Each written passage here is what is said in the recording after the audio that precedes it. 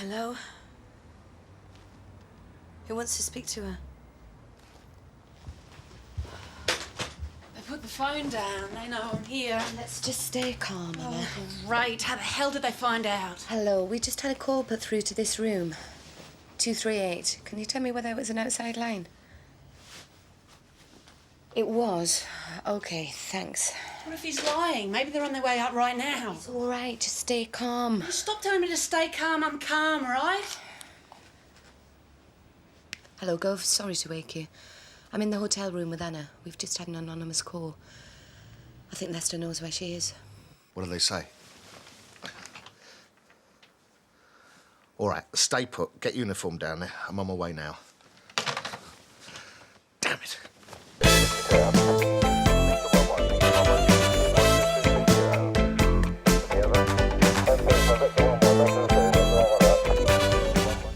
Well, there's no point in hanging around here. I'm not going to get a lot of sleep now. About the man's voice, was there anything distinctive? London accent, that's about it. Doesn't give up, does he? No. Who is it? Deakin. Tony. Liz. Anna, you ready? How'd they find out where I was? I haven't told anyone. Frankie Lester's a very resourceful man. He's just trying to scare you. Don't take him seriously. Excuse me, are we talking about the same guy? Because everyone I know takes Frankie very seriously indeed. Come on. Just glad I booked that flight. Don't think it'd be too clever hanging around here after I've given evidence to you. She's their main witness? That's right, sir, yeah. They're bringing her back now. Looks like Lester's getting desperate. Sounds promising. Can I help you? I found this on the floor of one of the offices when I was doing the bins. I didn't know whether to leave it there or hand it in. Oh, thank you.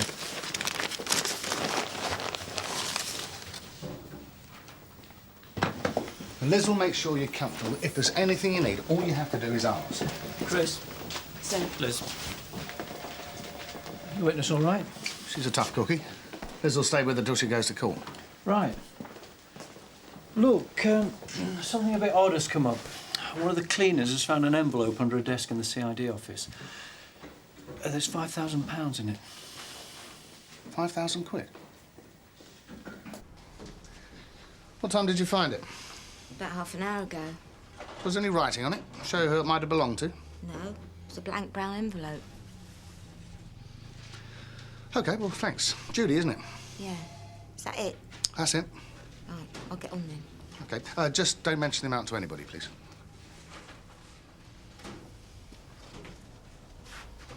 Where's the money now? Oh, in the safe. She signed for it. Yeah, it was all counted out in front of her. She signed for it and the correct procedure was followed. So, we'll leave it with you then. Fine. Just have to keep the amount between ourselves. Well, I'll need to tell Mr. Brownlow. Of course. Thanks, Andrew.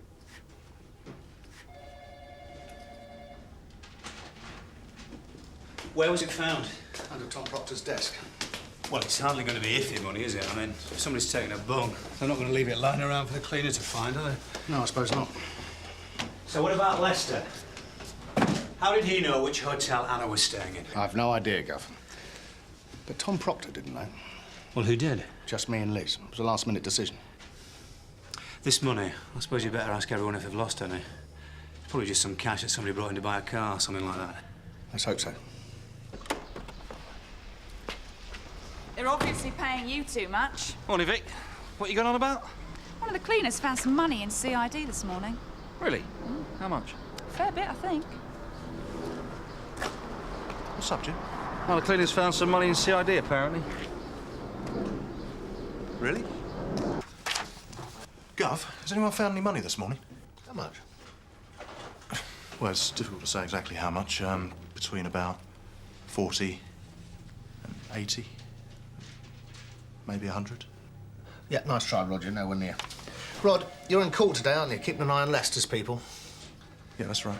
You keep a lookout for Anna as well, please. Lester's still trying to get to her. Blimey. Persistent little toe rag, isn't he? Jim! Have you lost any money? Afraid not, Gov. Anybody we know buying or selling a car?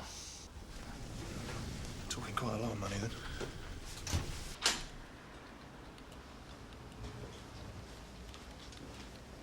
Excuse me. I don't know if you can help me. I'm trying to get a message to a witness who's in a court case that's starting today. I thought one of the investigating officers might know where to find her. Right, what court case would that be? It's a bloke called Frankie Lester. He's up for possession with intent to supply. Tom, have a word. Sure.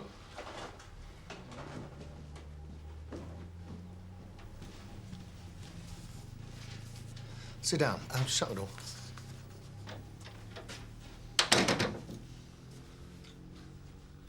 So, you all set for court today? Yeah, I think so, Gov. It's all pretty straightforward, isn't it? In as much as anything, it's straightforward with Frankie Lester. He's still trying to get to Anna Jones. True to form, then. Tom, some money was found in CID by the cleaners this morning. Yeah, I heard. You lost any? No, Gov. You sure about that? I don't have enough not to notice, Gov. The thing is, it was found underneath your desk. Well, I don't know. Maybe it was someone else's and it got kicked under there, something like that. How much was it? I can't say. Well, are we talking tens? Hundreds? Not more than that. Well, whoever wants to claim it's going to have to give me the exact amount. Right. That's all. Gov?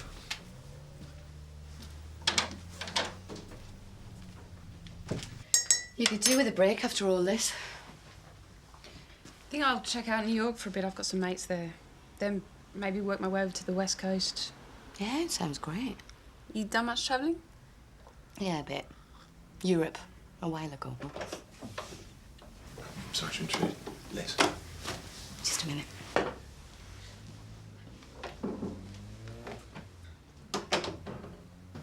Yeah? There's a bloke on the front desk wants to get a message to Anna. Who is he? Danny Brooks. Says he's a boyfriend. Right. Could you look after Anna for me? Sure.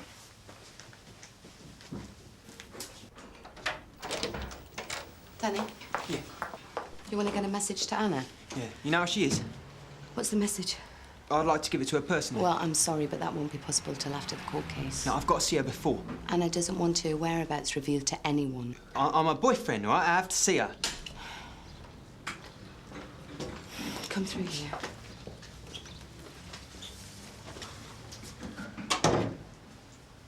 So what's the message, Danny? It's all right for you. Just get your conviction and that's it. You don't care what happens to the witnesses, do you? You sure it's not yourself you're worried about? It's not about me. It's about her parents. What about them? Lester's found out where her mum and dad live. In Australia?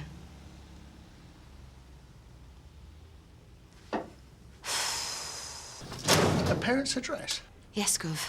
How did Danny find out about that? He's done some work for Lester. He found out about it through the club. So what do we do about the message? Well, we don't tell Anna for a start. Stay close to her at the court, make sure they don't get to her. Right, Gov. There's nothing concrete to link the intimidation to Lester, but I think it might be worth mentioning in court. Asking Anna about it. Phone call to the hotel, anyway. He's obviously desperate. It's no surprise. The case they're putting forward. Police planting drugs, ex-con witnesses trying to discredit police evidence, but I'm sure his counsel's told him what his chances are. Obviously, the constable's defence isn't an issue.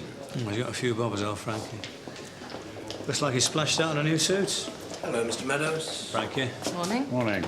Don't go counting any chickens. The defence counsel for Adams, please go to court number 2. So who's the barrister? Miss Spencer. She won't be a problem. Better go in.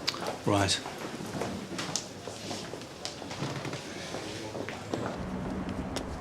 Thanks.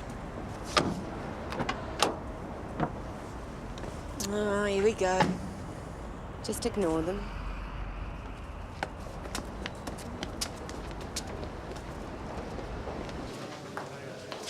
Hello, Anna. How you doing? I'm fine. Has it started? Well, the jury's been sworn in and the Crown's opening their case, so shouldn't take too long.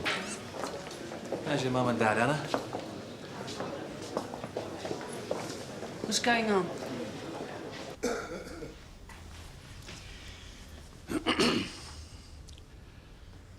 Possession of a Class A drug with intent to supply. That is the charge. Mr. Lester was caught in possession of 100 tablets of ecstasy. The Crown will show you during the course of this trial that in terms of the drugs that passed through Mr. Lester's hands, I use the term metaphorically, he rarely ever handles any of the drugs himself, that those 100 tablets are just the tip of a very large iceberg indeed. Mr. Lester will claim that he's an innocent businessman, that he's been set up by the police. But it is the Crown's case that the man before you in the dock is a highly significant figure in the world of drug dealing and organised crime. You didn't say anything? Danny came down to the station to warn me and you didn't say anything? We didn't want to worry you, Anna. Oh, right. Look, there's no way that Lester can get to your family. Not in Australia. Is Danny all right? Yeah, he's fine. Why didn't you tell me? I could have seen him. Anna Jones. Good luck. Should be fine. You worked behind the bar at the Chevron Club on Asham Street up until 2 months ago, is that correct? Yes, This is the club where Mr. Lester is based. that's right. And how long did you work there behind the bar? About 10 months. Did you observe drugs being sold on the premises? Yes, I did. Ecstasy. How do you know it was ecstasy? You just know. Everyone who came to the club was on it. It was common knowledge. Did you ever see Mr. Lester dealing drugs? He never handled the E himself. He made sure of that. You say he never handled the drug. How then do you know he was involved? We all knew. One time some bloke got caught selling a couple of pills. He was really badly beaten. Frankie told him the only drugs to get sold in the club were his drugs. You witnessed this? Yes, I did.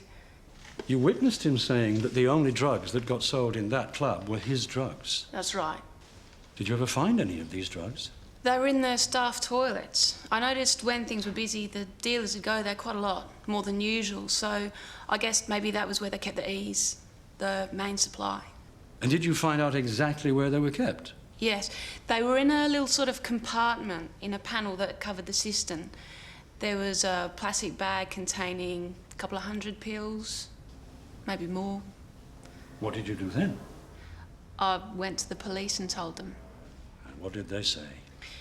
They said if they could establish a pattern of behaviour between Mr. Lester and the drug dealers, show that he was taking money from them regularly, that would be enough evidence to convict him. They started an undercover operation in the club. That's right. Mr. Douglas to court number 4, please. Mr. Douglas to court. So, how's it going? She's doing very well. She's under lunch. Well, we'll find a different pub to Leicester. I'd like that. Liz. Anything happening in the gallery? Oh, much as we expected. That's one of Lester's goons, Bob Ashley, is taking an interest. Yeah, I know. I'll see you outside. Do you want to join us in the pub for some lunch? Yeah, thank you. Okay. We'll be long. Right. All right. Can we just wait a minute, give him a chance to go? Yeah, fine.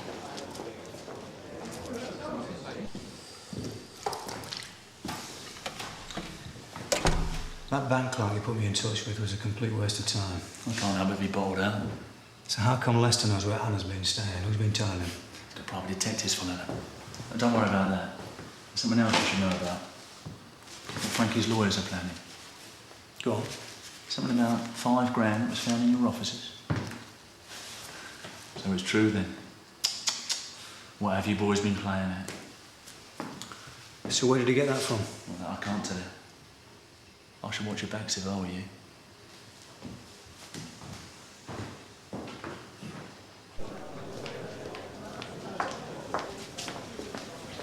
You all right, Gov? We may have a problem. It's a regular sound told you this. Bob Ashley. He's the bloke who was getting the bank employee to get his information about Lester's finances. And it's kosher. Well, it's got to be, hasn't it? How else would he know the full amount? What's in it for Ashley? Well, he wants Lester off the scene as much as we do. He's thinking about stepping into his shoes. I talked to everyone at CID. No one's claimed the money. Which means we have to ask the question, why?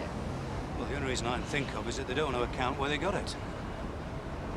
Did any of the troops seem nervous when you asked them? No. It's just a thought. But what if it isn't anybody's money? What if Lester has got Mrs. Hearn to plant it? and got her to say that she'd found it.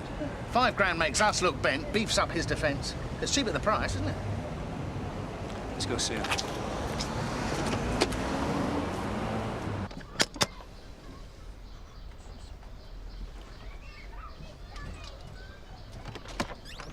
This is Shaun, DCI Meadows. This is D.I. Deakin, I believe you've met him. I'd like to talk to you about the money you handed in this morning. Can we come in? No, I'm sorry. Wait 1 second, I'm minute. busy. Well, it's actually very important. Why don't you want to talk to us? I've got nothing to say. Has Lester been round here? Has he threatened you? Look, please, just leave us alone. Look, if you want to talk to us, we can protect you. All right, well, we'll pop back later then. She seems scared to you. I can't see it being admissible. It doesn't matter. She's going to ask the question anyway. You know, get it in front of the jury, plant some doubts. Yeah, but they know that dealers are going to try it on. Yeah, but the judge could allow it anyway. I mean, let's face it, the whole case is based on discrediting police evidence. They're going to argue it's relevant. Great. Mr. Proctor, can you please explain the envelope found under your desk containing a large quantity of used banknotes? Could make me look just a touch iffy, don't you think? Any news, Gov? No. Are you seriously suggesting it was planted? Well, nobody's claimed it, sir. And the cleaner's very frightened. She's the only one who could have told Lester about the money. Now, whether she planted it as well, I think she probably did. And you think you can get her to admit this in court? Well, if we use her, she's going to need some serious protection. Which means getting hold of the witness protection people ASAP. All right. I'll see what I can do to help. Thanks, Jane. So, forget about letting your lunch settle. The case for the defence owns this afternoon. There is no time to lose. Anyone who's had anything to do with or knows anything about Lester, talk to them. We're trying to establish a link between Lester and the cleaner, Judy Hearn. So, either get out there or get on the phone now.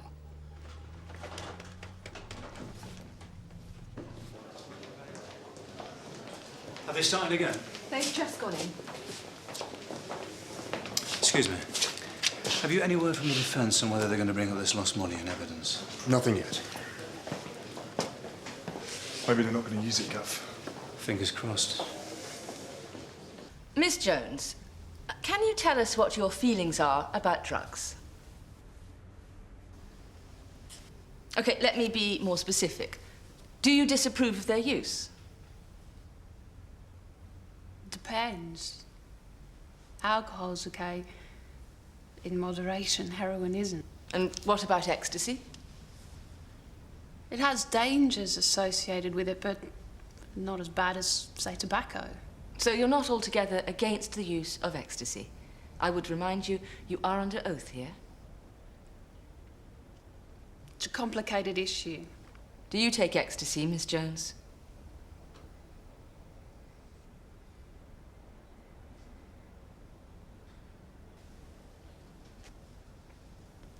I have taken it in the past, yes. You're aware that it's a criminal offence? My lord, I can't see the relevance of this line of questioning. Miss Jones is not on trial here. I am trying to establish the reliability of Miss Jones's evidence, Your Honour. I'd like the jury to understand why she's gone to such lengths in her attempt to get Mr. Lester convicted of such a serious crime. I want to find out what's really behind her allegation. You may continue, Miss Spencer. Thank you, Your Honour. The truth is, you have no moral or legal problem with the use of ecstasy or the supply of it. You have a problem with Mr. Lester. I don't like him. But that doesn't stop him being a drug dealer. Do you deny that after an incident at the club during which you felt you'd been humiliated by Mr. Lester, you swore to colleagues that he'd pay for it? Well, let me remind you. He threw a bucket of cold water over you after you'd complained several times about the heat in the club, as a result of which the clothes you were wearing were rendered transparent. That's correct, isn't it? He's a pig. But as I said before, that doesn't stop him being a drug dealer. So you don't deny that you hate Mr. Lester? No, but that's not why I'm here. Why are you here, Miss Jones?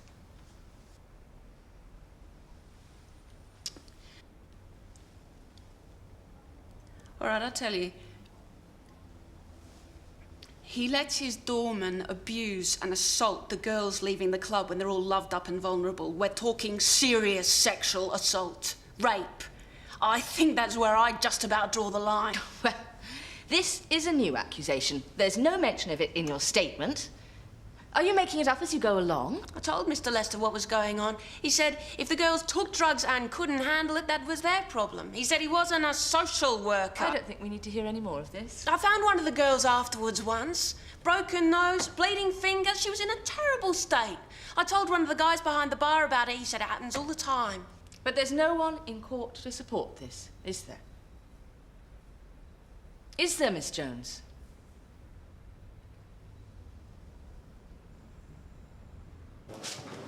Alan, DC Proctor. so how did it go? They made me admit I'd taken E. Gov, I just had a word with one of my snouts. Apparently some bloke's been bad-mouthing Sunhill CID. Connected with Lester? I don't know. What's his name? Dave Bannerman? He is. He's a small-time villain. Works for Lester from time to time. You know where we can find him? He's a man of predictable habits.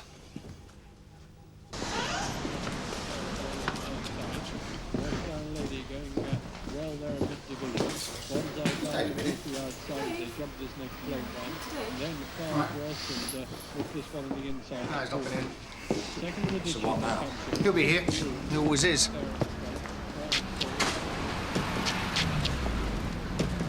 Sooner rather than later. Pleased to see us.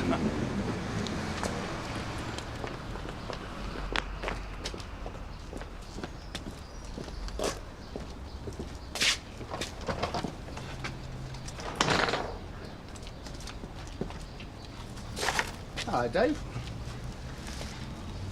I didn't do it, whatever it was. Relax. Don't want to do you for anything. Just want a word with you. About what? We hear you've been spreading rumours about Sun Hill. Something about bent coppers. Do you want to give us a moment, Jim? You sure, Gov? You'll be fine. Dave's okay. Aren't you, Dave?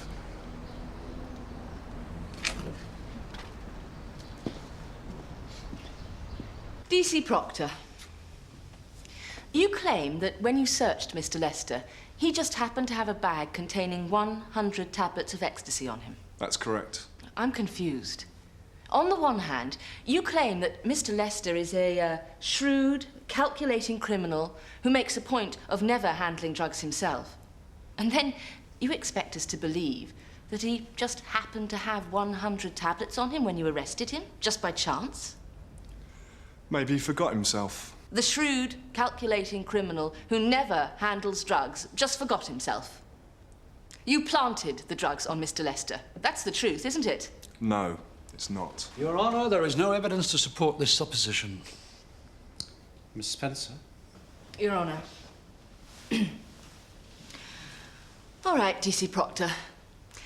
Can you tell us why, in a crowded bar of that club, with all the attention that such an arrest would have provoked, there are no witnesses other than your fellow police officers to corroborate your story? Who have you been talking to? I don't know anything about it, all right? You can't do me for this. Do you for what? What are you so worried about, Dave? You've been mixing with Lester again, haven't you? No. What's Frankie been up to? I don't know. We know that he got one of our office cleaners. The money that was planted in CID. Lester's behind that, isn't he? I don't know anything about any cleaner. It's what I've heard your DCI's been up to I'd be worried about. What are you talking about? Mr. Meadows, did Mr. Lester offer you any explanation for what you found at the club? Mr. Lester declined to say anything during the interview. No accusations of police planting drugs on him or in the compartment of the staff toilets? No allegations of any kind? Nothing. And he was cautioned that it might harm his defence if he did not mention when questioned something which he later relied on in court? That is correct. Where's the DCI? In the box, Gov.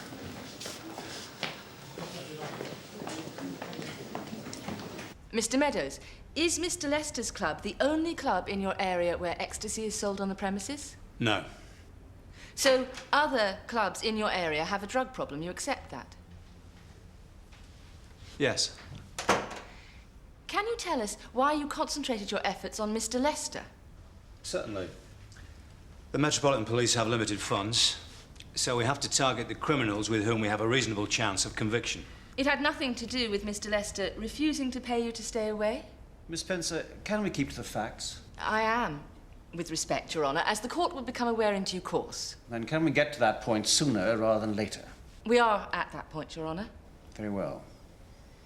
Mr. Meadows, was a quantity of money found in Sunhill CID today? Yes, it's been put in the station safe until the owner can be established. Can you tell us how much money? £5,000. £5,000. Was it loose, in an envelope? How was it found? In an envelope. What kind of denomination? £10 and £20 notes. Why do you think the money has not yet been claimed? After all, £5,000 is not an insignificant sum.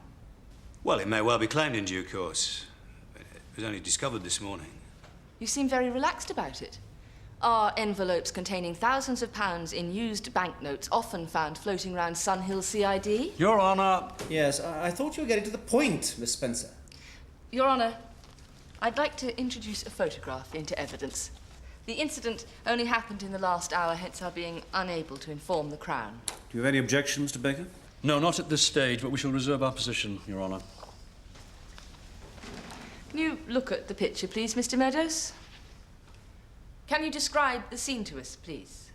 Yes, this is a picture of myself and Detective Inspector Deakin outside the house of Mrs. Hearn, the cleaner, who discovered the money earlier today. And you're forcing the door open with your arm, are you not? I think that's a misrepresentation of what's happening here. I think we'll allow the jury to decide how to interpret it, but you don't deny you were there earlier today? No, we went to talk to Mrs. Hearn about the money she'd found in the CID. You're sure it wasn't to insist she told no one about the discovery in case it might be used in evidence? Certainly not. You're sure about that? Yes, we wanted to ascertain whether Mrs. Hearn had actually planted the money in the CID in order to show that there was some kind of corruption going on. Well, that's interesting. You said earlier that you thought the money might be collected at any moment. Now you say you think the cleaner planted it to make Sunhill CID appear to be corrupt, which clearly means no one could possibly claim the money as theirs. Well, which is it? Do you expect the money to be claimed, or was it planted? Mr. Meadows, do you have any source of income apart from your salary as a police officer? No, I do not. You're sure about that? I am, yes. So you deny that over the past 8 months you have deposited £86,000 into a second bank account registered in your name, with the statements being sent to an accommodation address, number 47 Wiskin Road? I've no idea what you're talking about.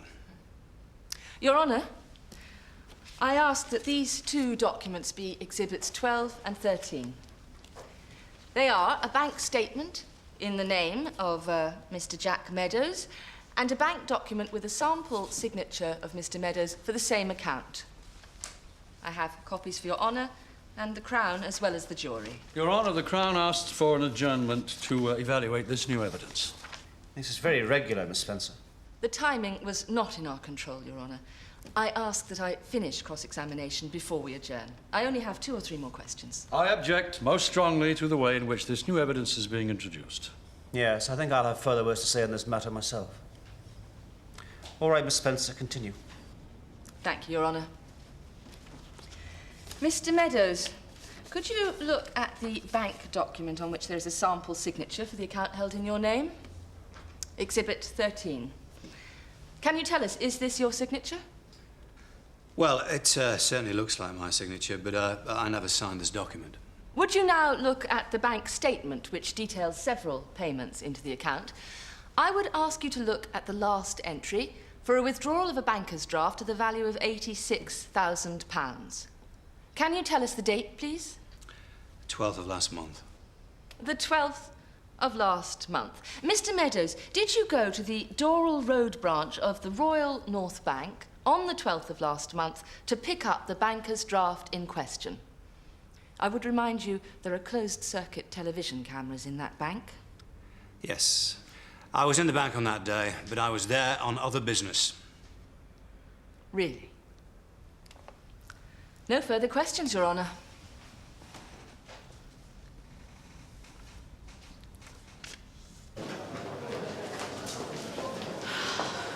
What's happening? I've been set up. I tried to get here in time to warn you, Gov. So you heard about this? The substance. Someone's putting it about that you're taking bungs. I only just heard that they were going to confront you with it. What are you smiling at? Jack! What's going on? You're asking me?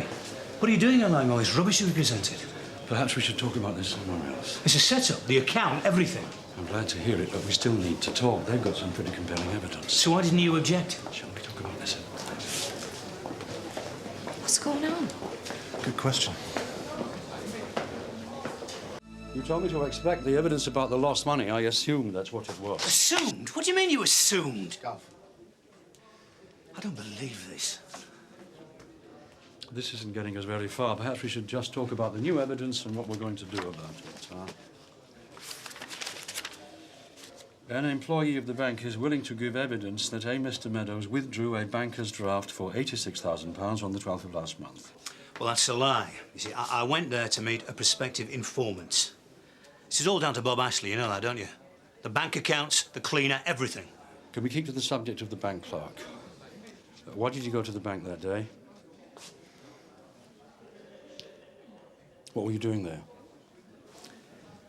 Ashley told me that there was an employee at the bank who could give evidence about Lester's finances, the laundering. And you were at the inquiry's desk when you spoke to this man? He decided after I'd been there a while that he couldn't help me. By which time, of course, the security cameras would have recorded everything. It is a setup.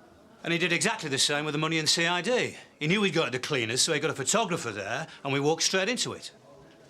Well, the cleaner's going to be testifying that you went round there to warn her off. All this stuff about stepping into Frankie's shoes. And all the time he was following Frankie's orders. What about the cleaner? Well, Lester's obviously pulling her strings as well. I mean, he's forcing her to perjure herself one way or another. Would you agree with that? There was no other explanation. All we did was to go round there and ask her about the money. There's no way she could have misinterpreted that. Well, if the signature's a forgery, forensic will be able to prove it. Might mean a retrial. If we are to avoid that and have this case continue, we have to discredit this new evidence before the court reconvenes tomorrow morning. Sir, Mr. Brownlow wants to see his evidence. Better get a move on. Now, one other thought. The bank account. They'd need all your personal details, household bills, ID, to set it up. Have you any idea how they could have got their hands on that kind of material? There is no way they can open a bank account without them, not if they wanted to stand up to scrutiny. I was burgled 8 months ago. You reported it? Well, there's nothing taken. I mean, there was windows out and a chair had been moved. I wasn't even sure I'd been burgled. You didn't report it? No, I didn't. That's unfortunate. Well, that's one way of putting it. Here we go. Any comments, Mr. Meadows? I know nothing about the bank account, and I've got nothing further to say until this case is concluded. Oh, so you deny the allegations, then? Of course I deny the allegations. Now, I'll make a fuller statement when the time's appropriate. It's a lot of money. You must have some comment. That's Mr. it. Meadows? Gov, I know all this is outrageous, but with respect, we need to keep a level head.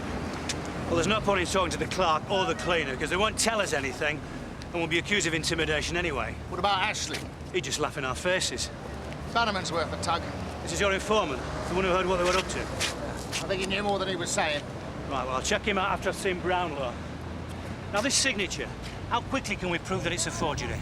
I'll get on to forensics. So let's mobilise the troops. We need to find a connection between Lester and the bank or the bank employee. Anything. We've got to move quickly, Chris. You're suggesting he planned all this 8 months ago? Well, that's what it looks like. Even before he was arrested? You're saying he went to all this trouble on the off chance of you taking him to court? I know nothing about that bank account, so that's got to be the only explanation. I've told the press we'll make a statement when the case is over. It would be nice to have something to refute the claims. Well, setting up a false bank account for somebody like Frankie Lester is a piece of cake. I mean, the amount of money that he launders, it's all in a day's work. So who knows, maybe the idea of laundering money through an account set up in my name would appeal to him. Maybe he saw it as an insurance. Has he got someone inside the bank? Only the man who testified that I took out a banker's draft, that's all. They're claiming you took a banker's draft? For how much? £86,000. Well, you can prove you went to the bank that day. I went there to meet a prospective informant. You were at the bank. It was a setup. I told Chris Deakin, I gave him the details, I played everything by the book.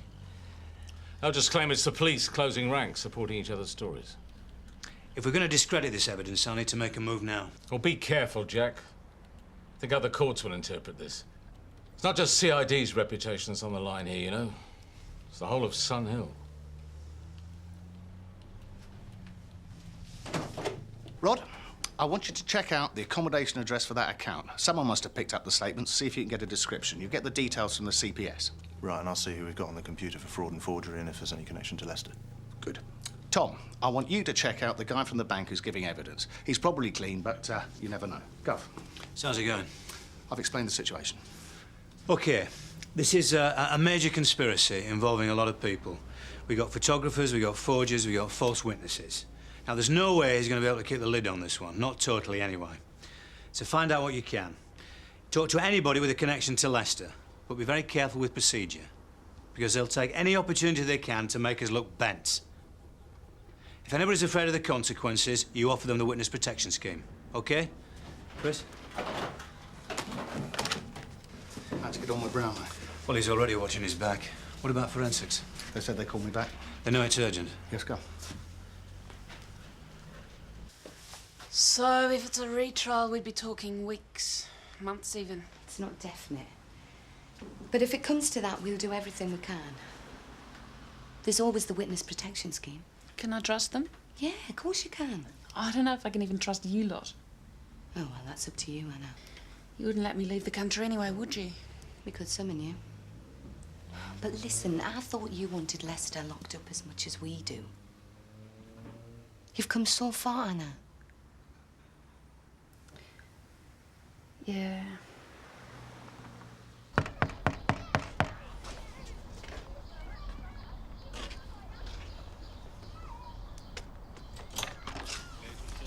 Hello, Dave.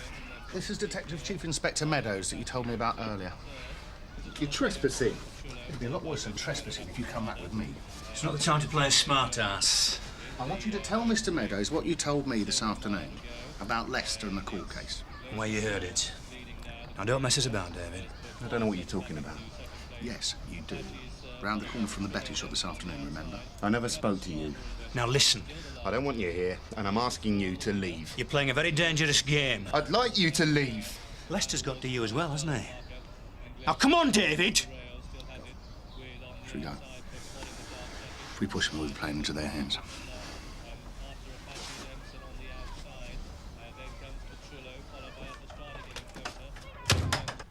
No, it's all right. I'll call him back, thanks. Any luck? Not a lot. You heard from the Gov? No, they're still checking contacts. What's happening, boys? We're on a hiding to nothing, aren't we? The whole place is clammed up. I don't think there's much else we can do tonight. What's going to happen tomorrow? Mistrial? Probably. Unless they chuck it out completely. Call it CIB. Great. Oh, you should worry. You haven't had 80 grand go through your bank account in the last few months, have you? Well, they'll be able to show it's a phony, though. Someone like Lester is not going to set up something like this without it being convincing. If he's done for conspiracy, they'll double his sentence. And one thing Frankie Lester doesn't like is the idea of prison. Yeah, you wouldn't want to be in the DCI's shoes right now. Mind you, I wouldn't want to be in Tom's shoes right now either. So we're no further forward. Not in terms of what we can present in court, anyway. So, what you got? The guy from forensics returned your call, Gov. Jerry something. He left his home number. He said call whenever, he'd be up late. What about the bank clerk? Clean record. But then it'd have to be to get the job there. Accommodation addresses of the bank statements. Closed down. No witnesses. And the account statements quarterly, anyway. And nobody's saying that I picked up the statements? No. Oh, at least that's something. Yeah. Right, these, all the people involved in fraud locally were still looking for the forger. But as far as I can see, there are no obvious connections between Lester and that. Right. So is there anything else you want us to do, sir? No, I think that's it. You can go home now. Have another crack in the morning, though God knows what at.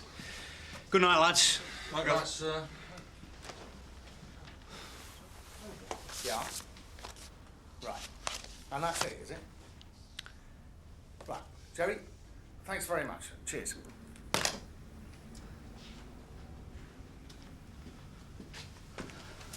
Well. Apparently there are two main factors in the success of a forged signature. Firstly, the signature should be as small as possible. The smaller the signature, the more difficult it is for the expert to tell. Well, my signature could be smaller, but not much. What's the second thing?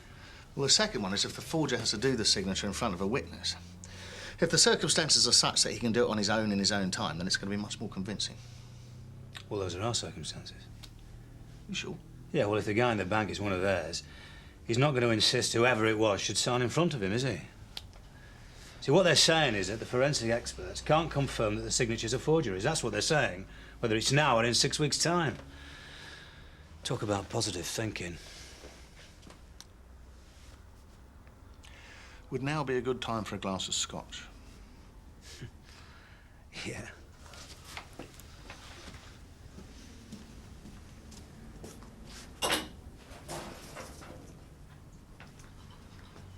It's just the cooking variety, but it'll do.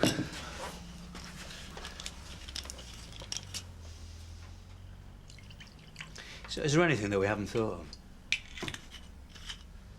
of? Cheers. Still here, sir? Yes, I was just on my way, actually. Can I offer you a drink, sir? No, thanks. I must get back. I've just been speaking to the CPS, Jack. They're a little concerned that the case against Lester may be thrown out. Have we got anything new? Nothing that's not off the record, sir. I think they feel if we don't come up with some new evidence tomorrow to counteract the defense claims, the future of the case could be in doubt. We're working on it. There's also the possibility that complaints could be called in, if the case is thrown out. Well, let's hope not.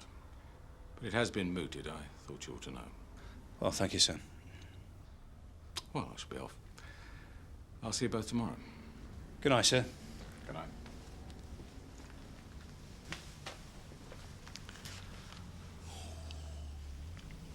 You know, a day in court's a long time. This morning I thought we had him. I was sure of it. He's not off yet, Gov. I can't even prove that the bank account's not mine. They're going to chuck this kite out, they're going to bring in complaints, and my job's going to be on the line. Come on, Gov.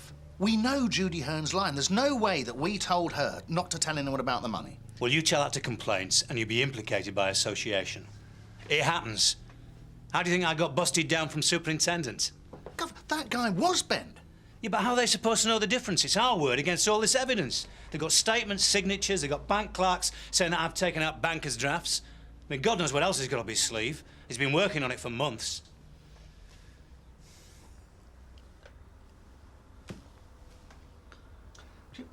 The thing that puzzles me is why is it that up until yesterday morning, Lester was so desperate?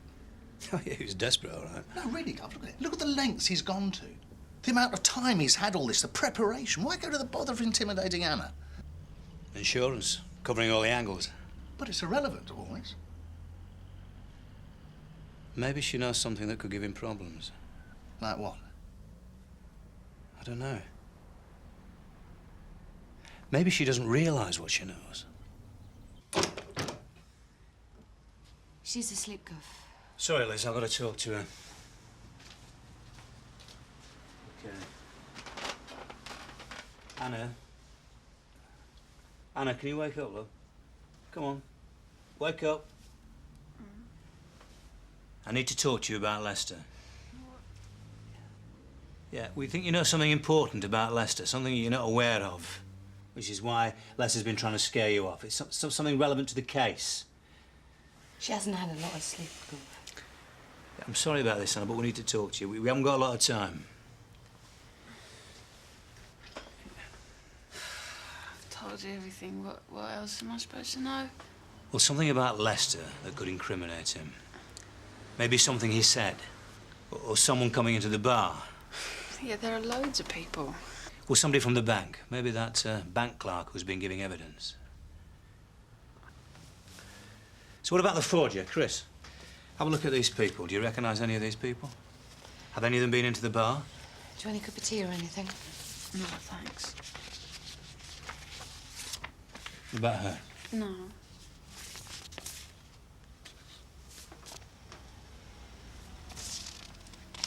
That's Danny.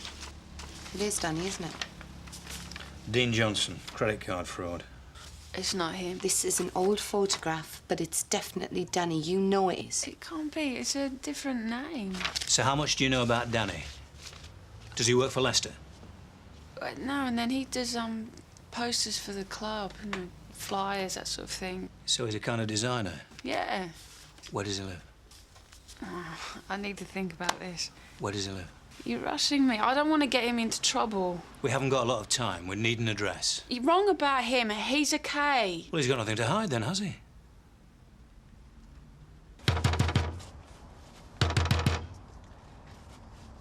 All right, mate, do your stuff. Right, Gov. Hang on. Danny Brooks. What time do you call this? Danny Brooks, Sam D. Meadows. This is D.I. Deakin. I got a warrant to search his premises. Go on, Mick, in you go. All right. Come on, lad. Oi, just hold on. Where do you think you're going? Have you got an office? No, I don't have an office. What's going on? Have a look in those boxes with me. Right. So you're a graphic designer, yeah? Yeah. Where do you work? Oh, yeah. I just do the odd poster, all right? What are you looking for? Must have a computer, at least. Leave that stuff alone. One mistake with a credit card in your teens and you're a marked man forever. So what you got down here? You found anything, mate? Not yet. Bedroom's clean, Gov. If you're finished, I'd quite like to get some sleep.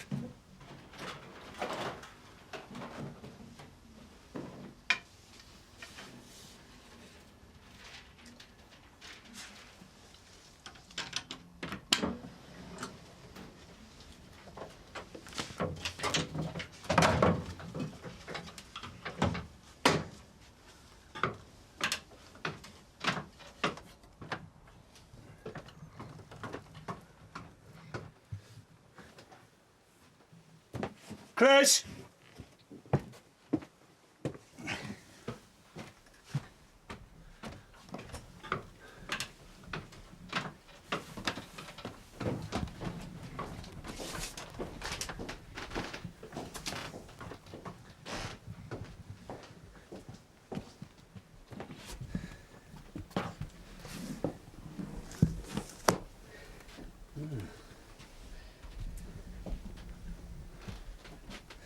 Driving licences are sorted. You're very organised, Danny. Bit of a mistake in the circumstances, I'd have thought. Passports. That's an expired passport. My expired passport. You're Nick, Danny.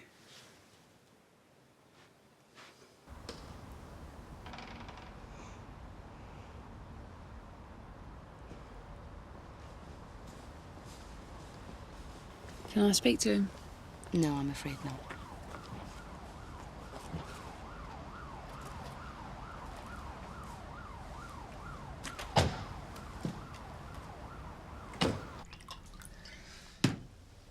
I can't wait to see Frankie's face in court tomorrow. Yeah. Liz. So how did Anna take it? As well as can be expected. The best thing she can do is get off on her travels and forget all about him. You having a drink? No, I'll get off. Thank you, Liz. You know, I was beginning to wonder what I was going to tell the missus. Things were looking a bit iffy there for a minute or two. Never a moment's worry, kid. No, Gov. You know, under the circumstances, I think I'll have another one. Cheers. Cheers.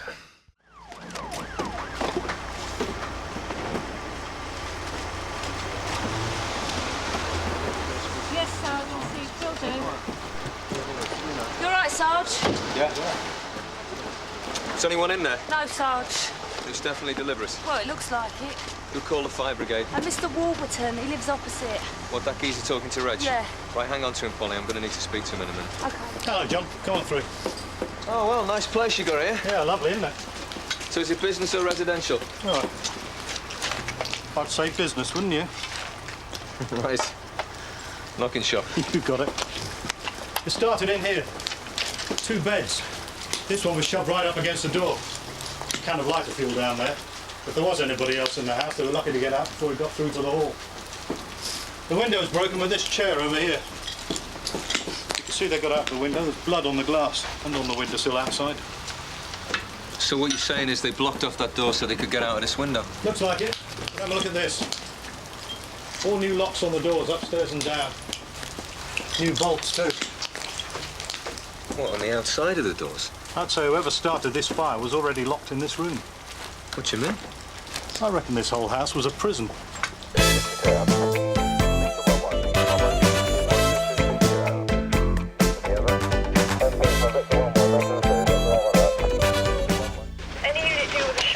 Ellison Street. Stand by, Sarge. People coming and going all hours of the day and night. I always thought it was the dentists. All right, Mr. Warburton, I want you to tell me exactly when you saw the fire. 25 to 8. Yep. I heard the window break, and I went across to the window and saw the car just setting off. Mm-hmm. Fancy little thing it was. Bright yellow. Great big letters on the side. Did you see what it said? I didn't have my glasses on. Sarge? Sarge?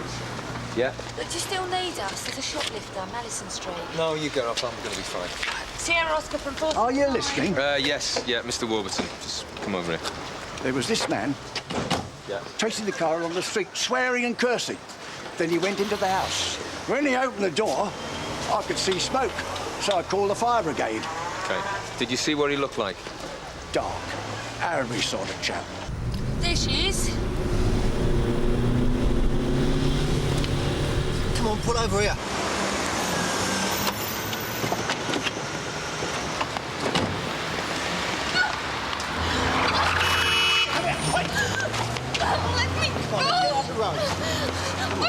Let me go! Come on. Right. Oh, yeah, that's enough of that. Please. Just let me What else? Hey? It's nothing. It's nothing. This thing. There were loads of these cards at the place. Now, when you dial a number, there's no reply, and there was no phone line in the house. No, there wouldn't be. It's safer for them to take the phone call at a different address than they pass the message on to a mobile back at the brothel. Right. Well, I'll run a check on the number anyway, see what the council say about the ownership of the house. Hang on a minute. Couldn't this be a rival faction? I mean, I've seen these saunas coming back into the area. No, the fire was definitely started in the house. And you reckon it was one of the girls? Well, yeah, I mean, it stands to reason, doesn't it?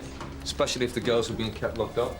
Well, if this turns out to be arson with intent to endanger life, we'll have to pass it on to crime occupied. No, I wouldn't go that far, Gov. I think this fire was just a diversion. Give the girls a chance to get out of the house. I think it's the people running the gaff that really ought to be nicked. Well, if knocking shop's one thing, there's always got to be one of them about. But this looks like slavery. Where'd you come from, Manya? Vinnytsia, in Ukraine. How long you been in England? I don't know. Well, you must know how long you've been here. I don't know for sure. 3, maybe 4 months. Why did you take that jacket? Because I was cold. I don't have any other clothes. So what about the scissors? Oh, come on, we know you stole them. To cut my hair. With nail scissors? What would you want to do that for? So they wouldn't see me. They wouldn't know me anymore. Who? These men. These men from the house. Which house? It was on fire. The house was on fire.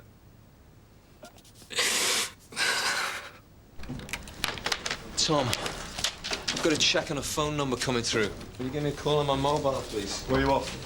Going to Wellbank Street. It's 13 Aberlick Holdings. They're the property company that own the knocking shop. Foreign firm? Yeah, a registered head office, Ankara, Turkey, according to Company's House. So they're probably packing their bags as we speak. Polly! How's she doing? Well, she's not too bad now, sir. Right, well, you better go and see where Sergeant Boulton is. Find out what time he'll be back. Yes, sir. Don. Kerry Holmes, pal. That was Chef Daly. Liz Rawton? Working with me, finish up some paperwork. Right, well, take over from her, will you? Because I wanted to have a word with this Anya girl. Polly will fill her in on the details. Gov? Don, that's a one-man job, and you know that as well as I do.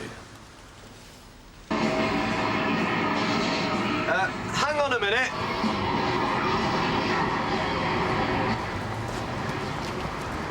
Sorry, Tom, say that again. Sarge, I've got an address for that phone number. Number 8 Shipley Road. Number 8, thanks, mate. All right, any luck with the property firm? Nah, wild goose chase.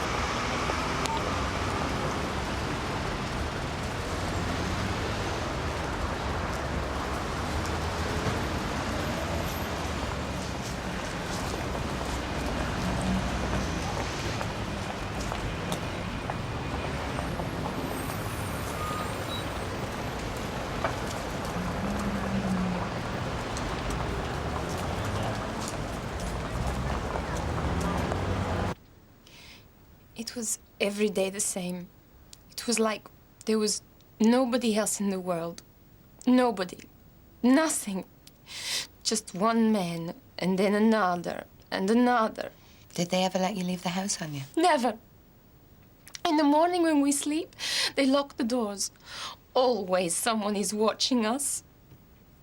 When I came to London, they told me I would have a job with a family. How many girls were in the house? 6 girls. Some from Russia, Georgia. This one, they break her fingers. When we were new, they don't give us food. When we cry, they beat us. Days and days they did this. Beat us, spit on us, kick us like a dog so we do what they want. Did they pay you? They don't give us money. They say it goes to a bank. They say they give to my mother, but I don't speak to her. I don't speak to nobody. Have you ever taken drugs? No.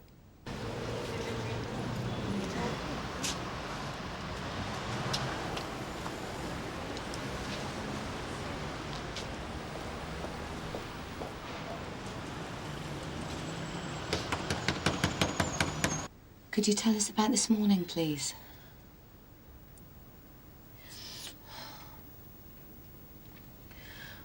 When I wake up, there's a fire on the bed. My friend, she break the window. What's her name? They give us English names for the clients. You said she was your friend. Her name is Maya. So where did Maya go? Please, I'm tired now. Well, you must have seen where she went. There was a car. She said, "Come with me, Anya." But I don't go with her. What did it look like? I don't wait to see. There was a fire, yes? We may be killed now because of this. We may be killed. We better get the FME. Excuse me. I'm Detective Sergeant Boulton from Sun Hill. I wonder, could you tell me who owns the flat upstairs? Shangul. Shangul. Police. Can I help you? Yeah, could you tell me who owns the flat upstairs? The flat belongs to us. Is there anything wrong? Do you live there? No, we rent it out to a gentleman called Mr. Ursin. Mr. Urs? Yes. How do you spell that? Is that U-R-S-I-N? Yes. What nationality is that? Turkish, like us. Have you got keys to the flat? Yukarının anahtarları burada mı? Bizim evimiz değil ki. My husband says it's not polite for us to go in there. Well, it's either that or I'm coming back here with a search warrant, I'm afraid. Neler oluyor burada? His stuff is gone. We'll keep his deposit. Can you describe Mr. Ursin? Quite tall, very nice, polite. He wears nice clothes all the time. How old is he? 30, 35. You know, we don't see him here so often. Right, I'm sorry. But the number on these cards has been traced to this flat.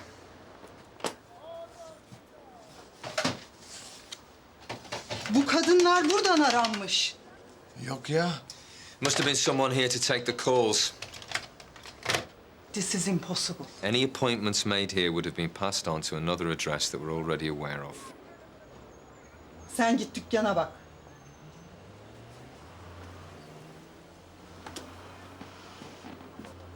Look, we are good people, religious people. We have no concern with things like that. All right. What time did you open the shop this morning? 7:30, like always. Did you see Mr. Ellison? I heard him go about 9 o'clock. 9 o'clock. You got any paperwork? Rent book? References? I tell you, we'll find him. How are you going to do that? Turkish people, we know each other. I promise, we will find Mr. Ellison. You've read Anya's statement then, Sarge? Yeah. Tom. I'll see if the FME thinks she's fit to continue. Right, so Maya started the fire. Her and Anya got out through the window. Maya ran straight for the car. Anya ran off in the other direction. Yeah. There's no description of Maya, though. She was pretty exhausted, Sarge. It's not much about the car, either. I think she just got out of the house and kept running. She didn't know, did she? She went shoplifting. Yeah, later on, when she was hungry and cold with no money. What, an hour and a half, 2 hours later? She didn't waste any time. I don't think she knew what she was doing. Well, maybe that's what she wants us to think. You just have to take one look at her to see the state she's in. I intend to. See if you can find an interview room free, please. And what about the FME? I'll deal with that.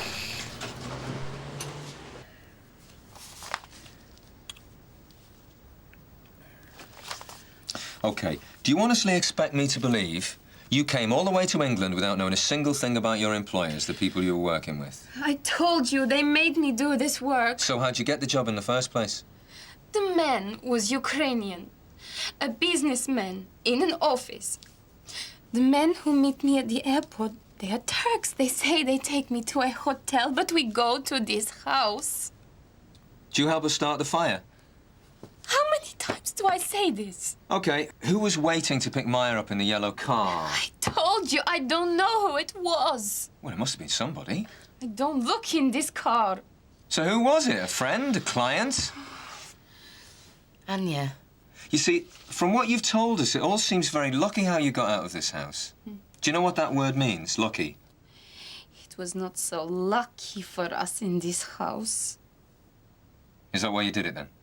What? Arranged it between you. You had someone waiting to pick you up, so you started the fire, you got out of the window. No! Only you couldn't get there fast enough, could you? So you had to make a run for it.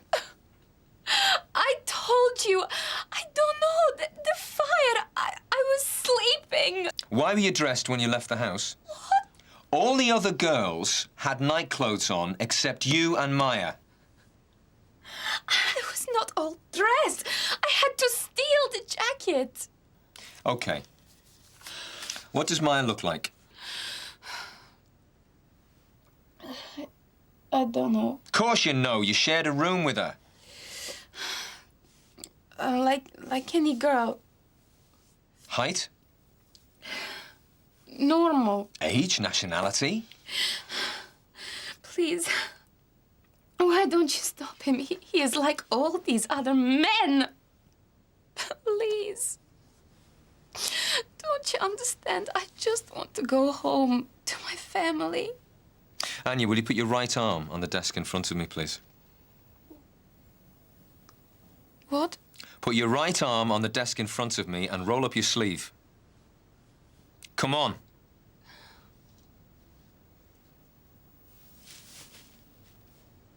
Now, what are these? Nothing. Nothing. Doctor doesn't seem to think so. Liz, what would you say those are?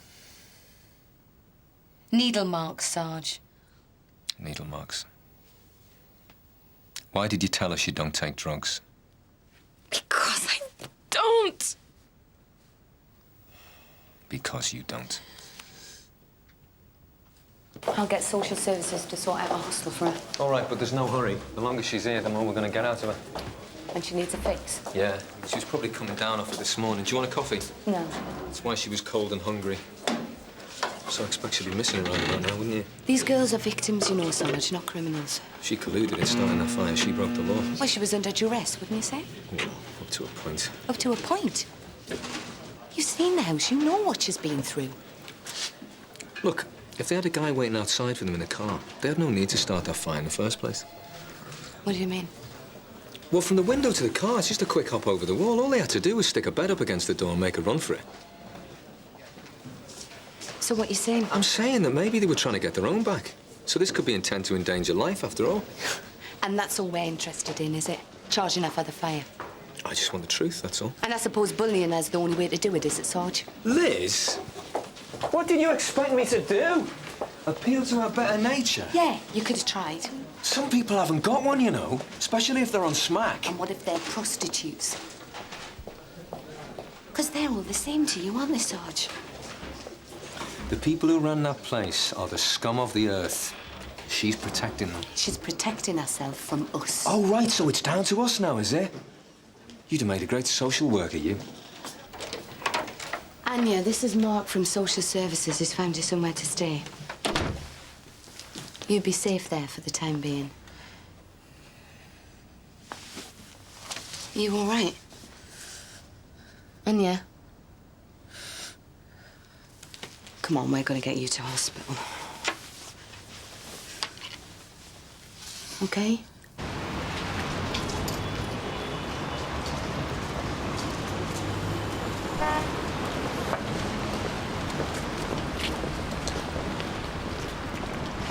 Hello, Liam. I thought you were going to start behaving yourself. It's not legal, is it? It's pretty pathetic, though, eh? Right, let's pick these cards up, shall we? Look, I'll put the cards in the boxes and that's it. Why did you throw this one away? It's not one of ours, is it? Whose is it? I don't know, do I? All right, then find out. Tomorrow morning, Sun Hill. And while you're at it, you can bring that lot with you. I want every card from every box on your round. What? One of each. And don't forget any, otherwise I might have to mention your name. Who to? To the pimps you work for when I raid them. You're going to be all right. Why did you lie to us? It was not a lie. I don't take drugs. Then what are you doing here? These men, how do you think they make us work? They make all the girls take it. But you don't believe me. I want to believe you because I want to help you. And these men? Tell me about Maya. She helped me. Why get her in trouble? And what about the other girls? What's going to happen to them? What does she look like? Well, you're just going to have to talk to the sergeant then. Okay.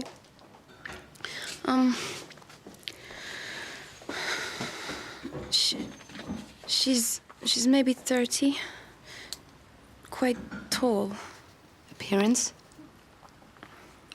She has beautiful red hair. Red hair? It's very unusual in our country. So, is the fire still looking like revenge? That's not how Anya put it, no. She said Maya seemed reluctant. Still, it's a little bit more to go on than yesterday. Oh, by the way, Mr. Warburton's been in touch. Apparently he's seen someone at the house. Right, we better get round and see what he's got to say. No, I want you to do it. I'm going back to the station. I want to check on the calling cards. Right. There's no point in us both getting under each other's feet. What's that supposed to mean, Sarge?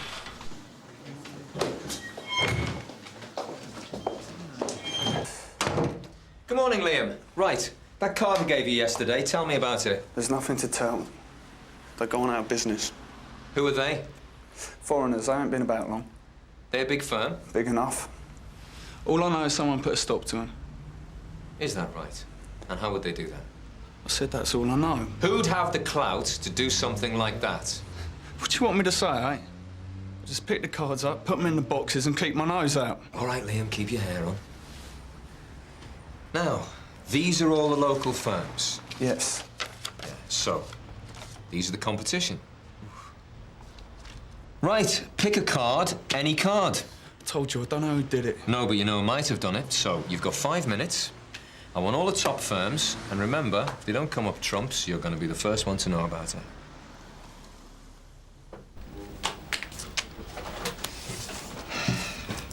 So he's picked out the biggest firms on the patch? Yeah, about a dozen of them. so I'm going to go around as a punter, see if I can find her. A dozen of them? You must have some stamina, Sarge. Don't worry, lads. You two can back me up. Oh, wait, a threesome? No way, pal. So what makes you think this Maya's gone to one of these? Well, someone's done a deal with her, haven't they? You know, she starts the fire, we turn up, that place gets closed down. So she's got a new job, they've got one less rival, and everyone's happy. Apart from the guys that are shut down, that is. But that wouldn't be a problem, not if they had the muscle. I'm telling you, it's gonna be one of these. Naughty boys get bottom marks. How's it, Coco? Sarge, you don't even know it's Maya from Adam. I've got a description, haven't I? When I phone them up, all I've got to do is ask for her type. They'll have a one-legged Eskimo if you ask for it. Until you get there, that is. How do you know? John, when you do get sold a pub, which you will do every time, what are you going to say? Change my mind, can I go now? Don't you worry about it, I'll get out all right. Not without pain, you won't. Don't talk soft. How then, John? You going to flash your ID? If I have to. Yeah. And when word gets around that a copper's looking for a particular type of Tom, the one you want's going to go AWOL, sharpish. Then you've lost her for good, right? He's right, you know, Sarge. I reckon we've got 2, maybe 3 goes at this. 2 goes. Give me a break. Tenner. Oh, here we go. Me? Tenner says I'll find her. Done. Would have been about 7 o'clock this morning. Keeping an eye out, I was. Had my glasses on. What sort of car was it, Mr. Warburton? Mercedes. Silver one, same car, same bloke. I thought I'd nip out and get the registration number while he went into the house. He went into the house? Only for a minute. As soon as he saw me in the street, he came tearing out after me. Perhaps you would have been better off just ringing us. Blooming right, I should. He was waving a knife. Did he threaten you with it? He didn't have to. Gave me the fright of my life. About this long it was. Was it this long? What happened then? He snatched the paper right out of my hand. Gave me a right nasty look, he did. Can you describe him in any more detail? Youngish, dark Araby type of man. Do you take sugar? Only I don't have any. No. What do you mean exactly? Well, dark hair, darkish skin. It's all part of their culture, you know, harems. Sorry? Harems. I saw it on the telly. What you mean I'm being fussy? I just like redheads, that's all. Yeah? How tall is she? You heard. OK, that'll do me fine. She's 5'10". Great. What's the address? Yep. What's that, 12 out of 12? Thank you. Bye. No, 11. One of them didn't answer. And they've all got just the girl for you? No, just one of them. Don't go spending my tenner.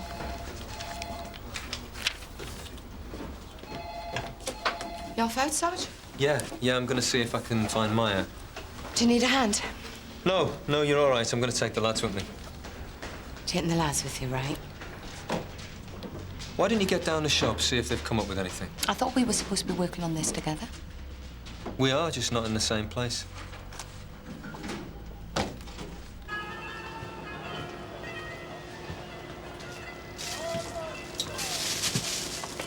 Mr. Yavas? I'm WDC Rawton, Sun Hill.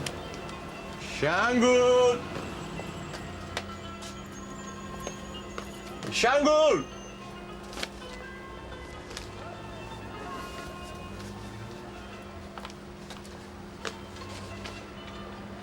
It's the rent papers for Mr. Ursin. Thank you.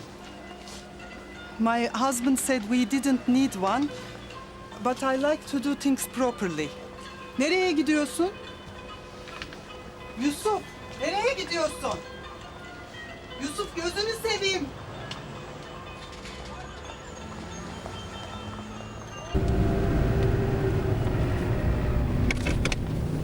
What's he up to then?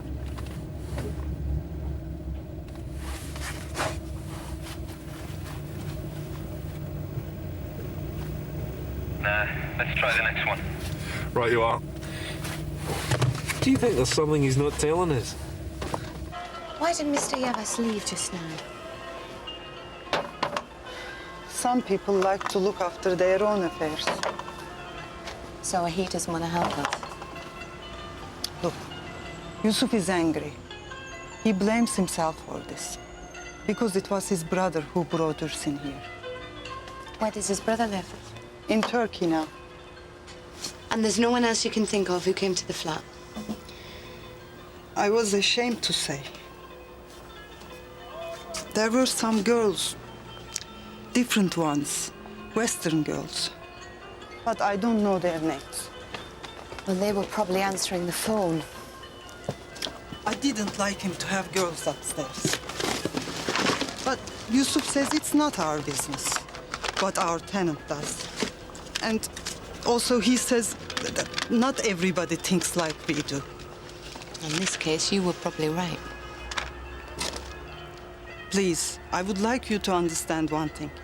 It is Ursin who is wrong, not my husband. Well, sixth time lucky. Are you sure, Sarge? Oh, yeah, I'm sure. Right, lads. It's number 68. I want you to watch the door. I thought we were coming in too, Sarge. Well, you can watch the back.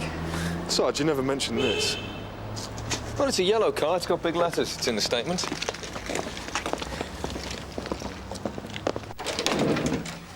Follow me in, sir.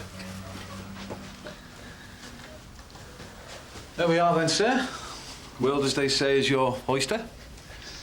This is Francine. Very lovely, as you can see. This is Penny. She's from the Philippines. And the lovely Kate. Have you got any new girls? Oh, they're all new, sir. Brand spanking new, you might say. What about young Cherie here? She's very giving. I did ask for a redhead. Ah, yes, so you did, sir. And I think I've got just what you're looking for. Lovely she is. Could you... please? Is she tall? Oh, yes. Oh, yeah, she's tall. There you go, sir. A full list of all our services with the prices. Now, we think it's pretty comprehensive, but if there's anything else you require, don't be afraid to ask. Okay? Okay.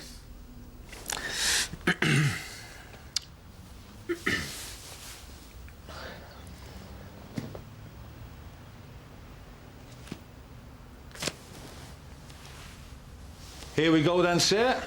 Allow me to introduce Janetta.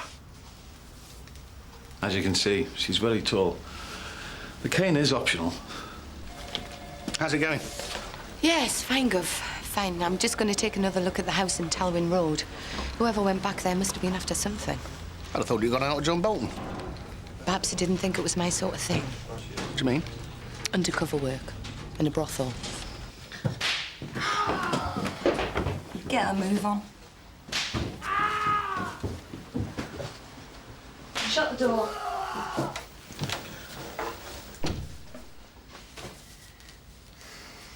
Now sit down. I said sit. Look, love, I'm not really interested in all that, to be honest with you. Oh, No. of course. I can see what you are. What? It's in your eyes. What is? You're a real man. In control. Cruel to be kind. Well, a little pain never hurt anybody, did it? Look, love, all I want to know is there another girl here Oh, now that is cruel. with red hair? Well, how do you know this isn't? Naturally. Is it? I think that's for me to know and you to find out. Look, I'm sorry, love. Let's just leave it, all right? Hang on! I said leave it. Maya? Maya, wait a minute, please. Stevie's doing a runner! Maya! Stevie, get up here! Maya, I'm a police officer. I'd like to take you out of here, please. Come with me. Come with me! What do you think you're doing, pal? Oh, no, wait a minute! Stand on CID! I'm a police officer. That is not a good idea!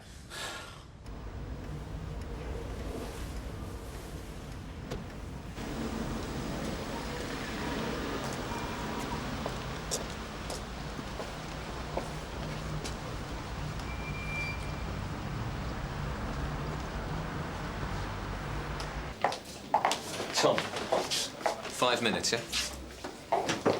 John! You didn't let on about that yellow Porsche, did you? Ah, that's a tenner you owe me. It was a rigged bet. Well, think yourself lucky I didn't make it more than a tenner. Is Stevie in custody? Yep. Now, done me like a kipper. Tell me about it. Didn't even get a sniff of the place.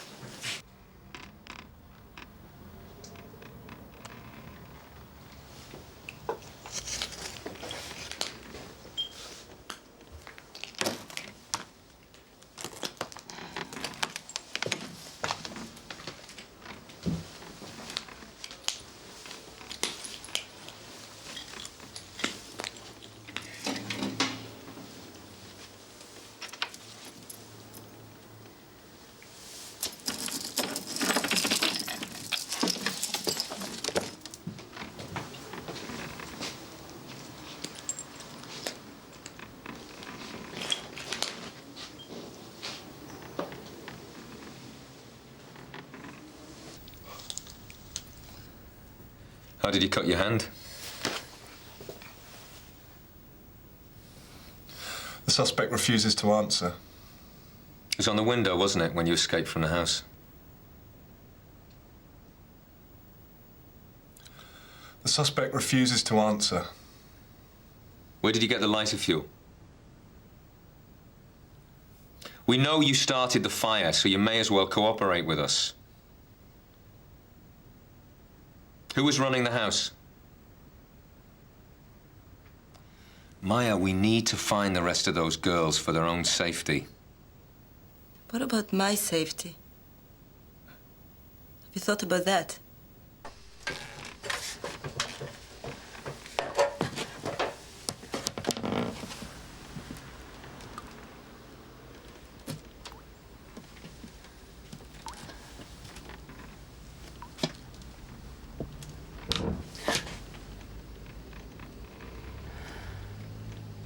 So she turned up this morning and she said her name was Susan.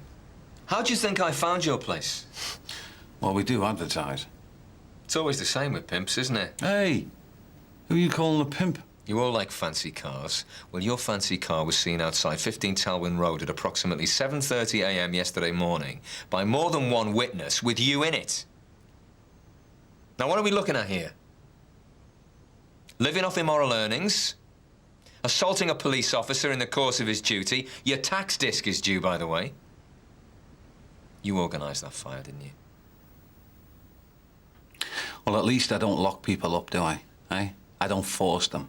I mean, they want to work. So we let them, and we pay them very well, as it happens. Look, who ran the other place? Criminals. Real ones. You two ever heard of them? Hmm? Bring the girls over here, bang them up, shove smack into them, keep them hungry. No food, no money, no nothing. And when they're used up, they throw them away. Now, you two might not like what I do, but I'm not an animal like that, am I? So how did you find out about it? Well, we check out the competition, like everybody else. You know, see the state of the place, state of the girls, locks on the doors. And we got on with Maya. You know, she wanted out, somewhere decent to work, a bit of protection, because she needed it. Well, I don't know whether we should nick you or give you a medal. You can't have people like that muscling in. West End's full of them. Besides, the foreigners, aren't they? I want names. I just can't do that. Sorry. Full stop.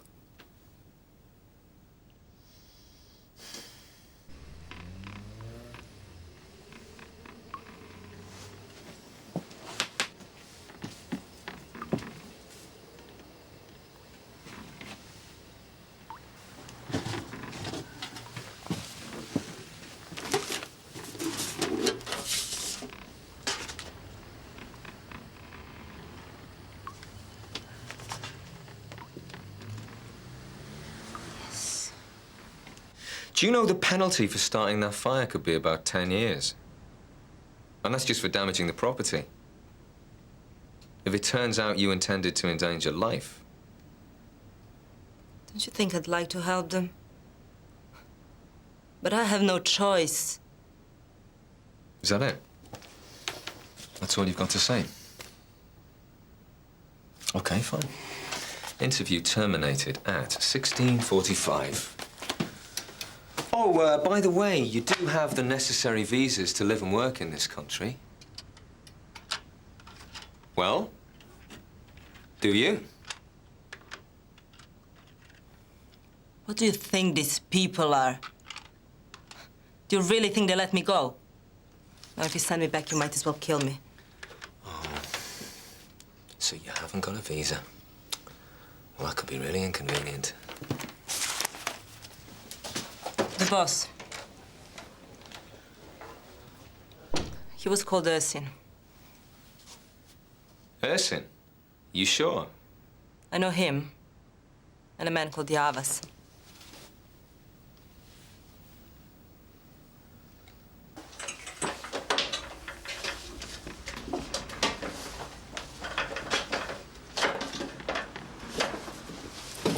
Enough of that, woman.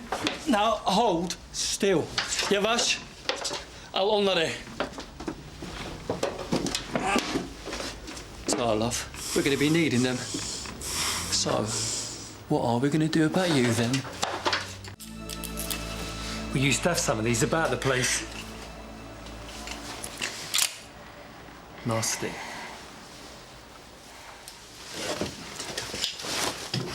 Bit of a nuisance, isn't it? For the pair of us.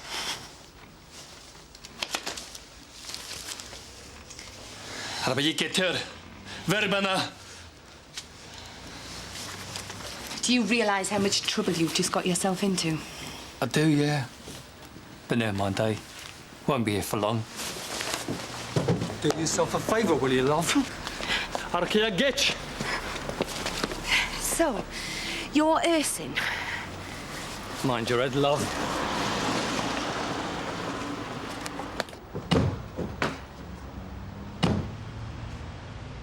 This Ellison, where can I find him?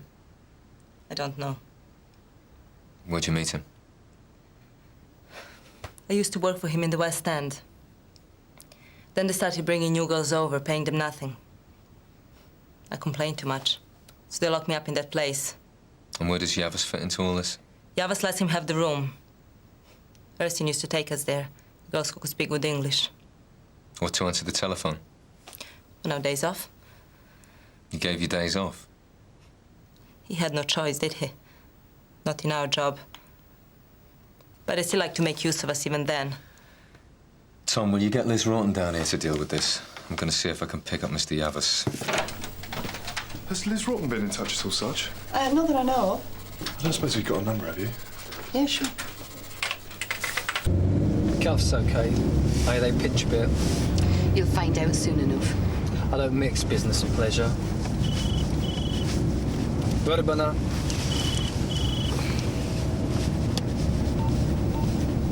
Isn't that your little lookout from across the street?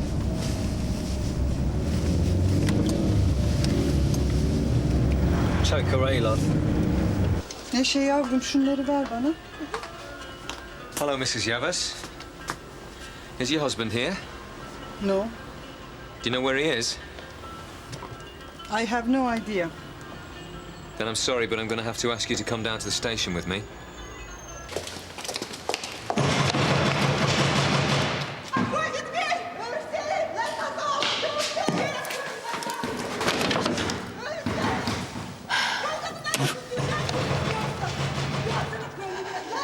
Give us a minute, will you?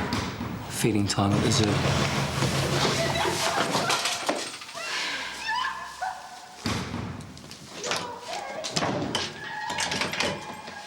Well, where the hell is she then? Right, I'm going to be 10 minutes. Call me if she rings in.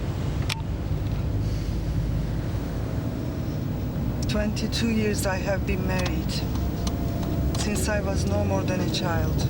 Do you think after all this time I don't know him? Well, there seems to be an awful lot about your husband you don't know, Mrs. Yavas. I know my husband. He treats women with respect. Okay, there are criminals from Turkey.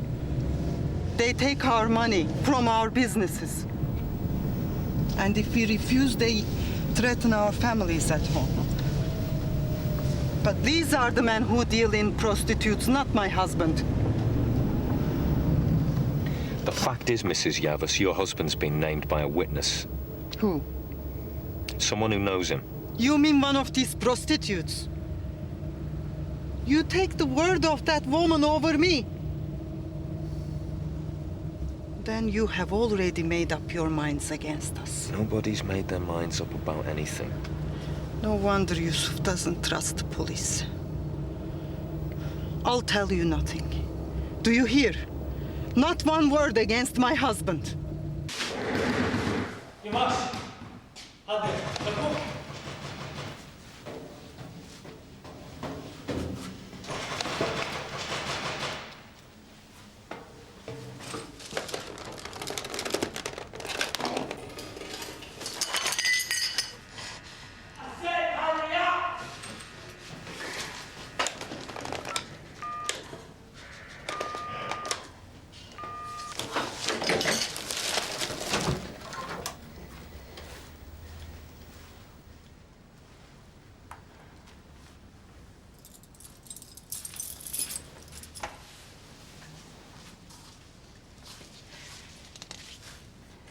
Mr. Yavis, you should think about what you're doing.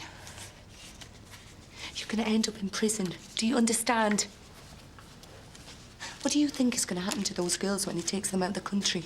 They'll be fine, thanks. Have a seat, will ya? So what are you going to do with them? They'll be back on the job in no time.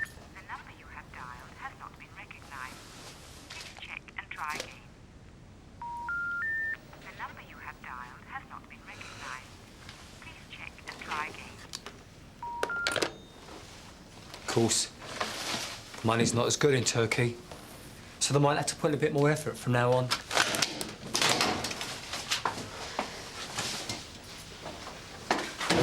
Still, they've got you lot to thank for that, haven't they? You and that ginger bitch. This is Anya. She got tricked into coming to London for a job. They locked her in a brothel with 5 other women. And when she refused to become a prostitute, they beat her, they tortured her, they deprived her of food, sleep, injected her with drugs until she finally gave in. And she actually came here because she wanted to start a new life. She came here with no money, no friends, no one to help her. Now, I'd say that the men who did this to her robbed her of everything she had. Don't you think?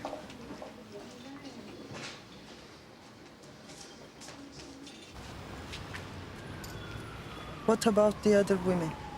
Have you found them? Not yet, but the sooner the better for their sakes, no one else's. Look, I know this is difficult for you, Mrs. Yavis. Where's your husband now? I don't know. But we have a place where we keep the things for the shop. Perhaps there is something there. I'll show you.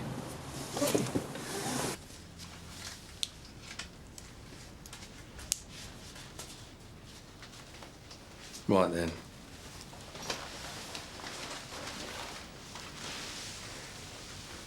No, I need to keep you quiet for a while. That's all. What the hell do you think you're doing?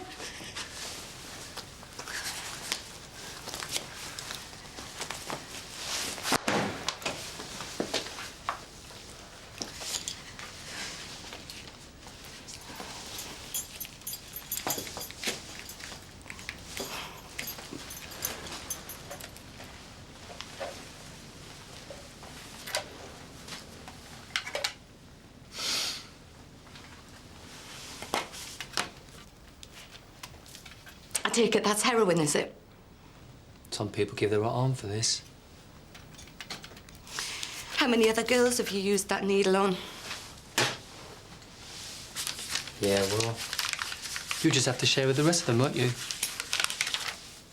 Vashnu bana.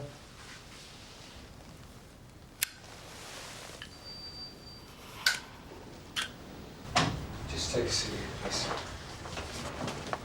Reg, this is Mrs. Yavis. Will you keep an eye on her for me, please? Oh, yes, sir. Is Inspector Monroe in? Yeah, yes. Good, we're going to need some backup. Have you managed to get hold of Liz Rawton? Still no reply, Sarge. God, what's happened? Has she gone freelance?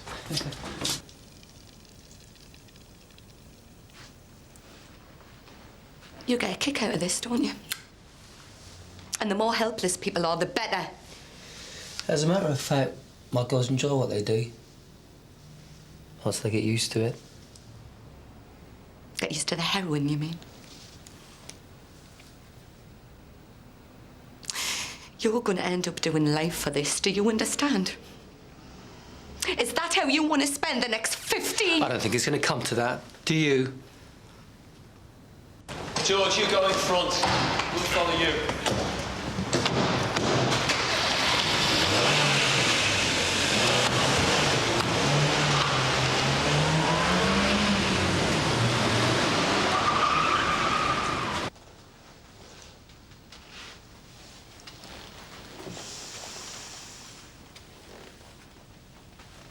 Married, are you?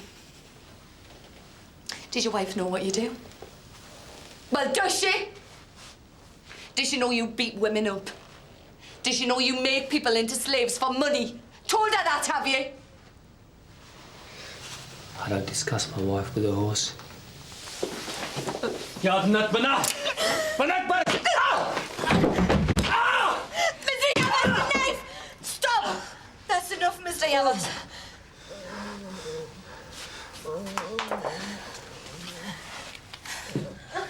This boy, my brother. What can I do? The keys are on the desk.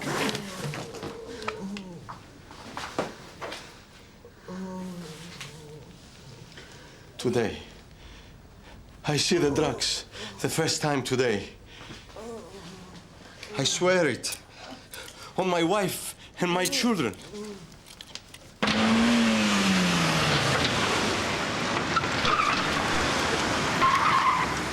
All right, lads, get round the back. Get him, George!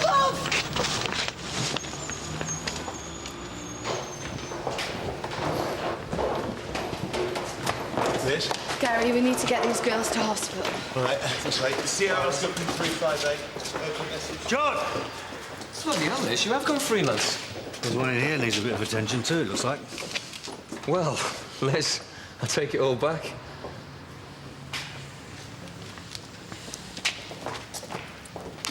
Come on then, in the back. Mind your head when you get in. Yusuf! You all right, Liz? Yeah, thanks, George. She can go with him. Sure. This way.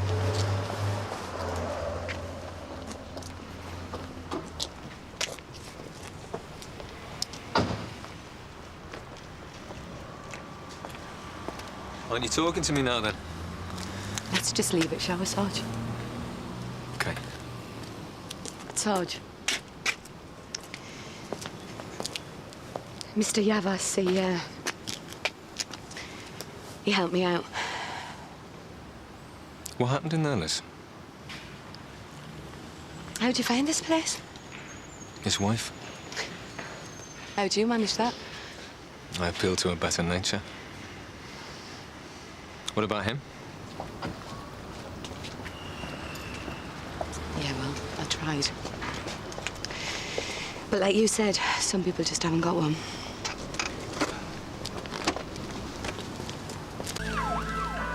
We're looking for Mr. Edmonds. As if not trying to leave the hotel. I'm sorry, but that's the way it looked to us. I was simply taking a luggage out to the car. Oh, great. Mr. Edmonds, thanks for coming. This is Mr. Castle. He was staying here last night after the architects' conference. He tried to leave without paying his bill. I simply took my luggage out to the car. The next thing I know, this guy grabs hold of me and manhandles me back into the hotel. If you don't let go of my arm... Just calm down, please, Mr. Castle. My cash, my credit cards, my laptop computer, all stolen from this hotel. You nearly ran me over out there. I practically had to jump in front of his car to stop him. Look, gentlemen, if you just calm down here, yeah? Look, all right. Yeah, we're just trying to get some details off them. DC Lennox, DC Skase, Sunhill CID. Whatever next. Flying squad? I really can't see what you're trying to achieve here, you know. Just the facts, Mr. Castle. You do want your stuff back, don't you? Fat chance.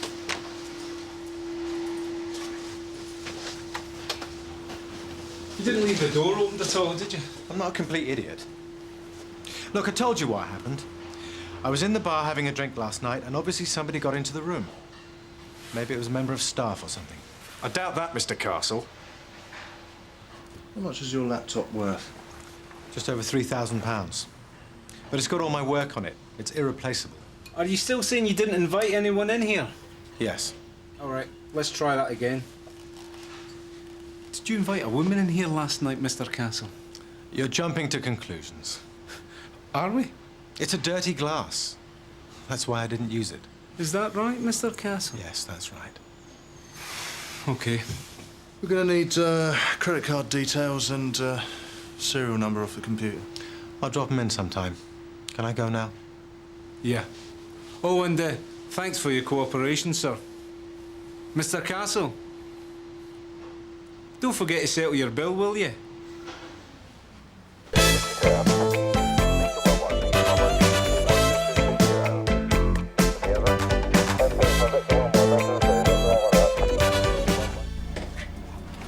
You see, this guy, Castle, is about as unhelpful as the other victims. Why's that, then? I guess it's 'cause he's married. But from the hotel video footage, it's obvious that he did take a woman up to his room last night. Lucky old him. Sir. Roll a movie then, Rodney. Right. This is 10:30 last night. That's Castle. So this is British industry letting its hair down, is it? English industry, if you don't mind, Gov. Just get on with it, Duncan. At this point, Castle's been at the bar for over 4 hours. Is this the best view we got? Afraid so. Yeah, unfortunately, this is the only area of the bar that the cameras actually cover, sir. And it's the only front view of the woman that we get. Any idea who she is? No. All we know is what you see. Dark hair and attractive. We've codenamed her Miss Scarlet. Very original. Now, she's almost certainly not local, sir. Or known to us. Right. Now, this video is 15 minutes later in the lobby.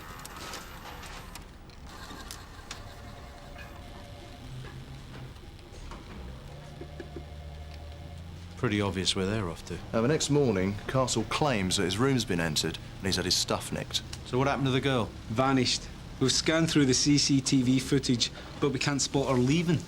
But she could have got amongst the guests and sneaked off that way, sir. So what is she? A Tom? I guess so. But we don't think she's working on her own. How'd you make that out? Well, a timescale. We've dealt with 8 similar crimes in the division in the past 5 days. And we reckon that's too much for one girl. Not exactly the great train robbery, though, is it? No, but if you look at the bigger picture, at least we've managed to collate some important statistics. For instance, 28 similar crimes reported area-wide. That's 18 stolen laptop computers. About $4 in cash. 70-odd credit cards. Dozen mobile phones. In total, nigh on 45 grand's worth in 3 weeks. But, as yet, we haven't actually had a sniff at nicking them. Well, we better get on it, then. Duncan, you come with me. See what you can make of that lot. See. You might as well do the talking, seeing as you seem to get along with him so well. Thanks very much.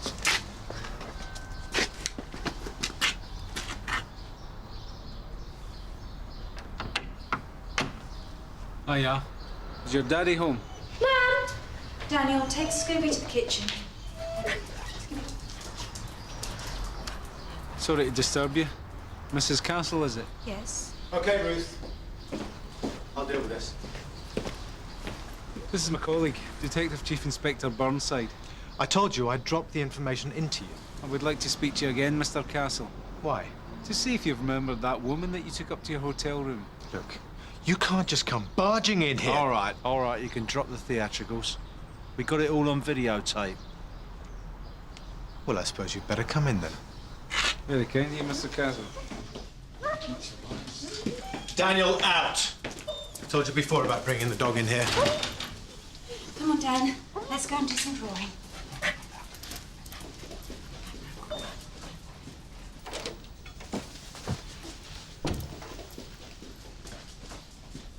Mr. Castle, I'll get straight to the point. We're interested in the young woman you were with at the bar last night. Any particular woman? Yeah. This one. Probably a business contact. Do you know her name? Look, I can't remember. I met hundreds of people at the conference. You didn't take hundreds of them up to your hotel room, did you? I didn't take anyone up to my room. What? Sorry. I just wondered if anyone would like a cup of tea. No, not for me, thanks. No. Yeah, I'll have one. White, no sugar. Thanks. Mervyn? No, not now.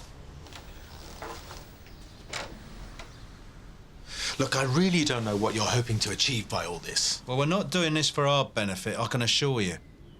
Now, if you're stupid enough to get yourself ripped off by a brass... I won't be treated like this. Not in my own home. You're wasting my time, Mr. Castle. I have nothing further to say.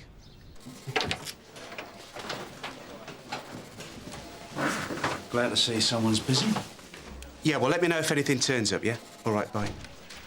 We think we've got something. Surprise me. Well, it turns out that ours isn't the only area that's been hit. I remembered seeing a memo about something similar happening up in Manchester. I spoke to a DS up there, and he's investigating a gang of women turning over punters at hotel conferences. And? Well, they never caught them. He heard they'd moved down south to Birmingham. And from there, it seems they've been busy in Oxford and Reading. God knows where else. We're still phoning round. Start on this.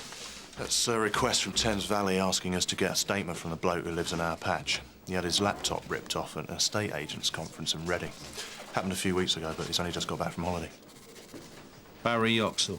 Barry Yoxall? An estate agent? I've met that guy. I thought he was a confirmed bachelor, do you know what I mean? There you go.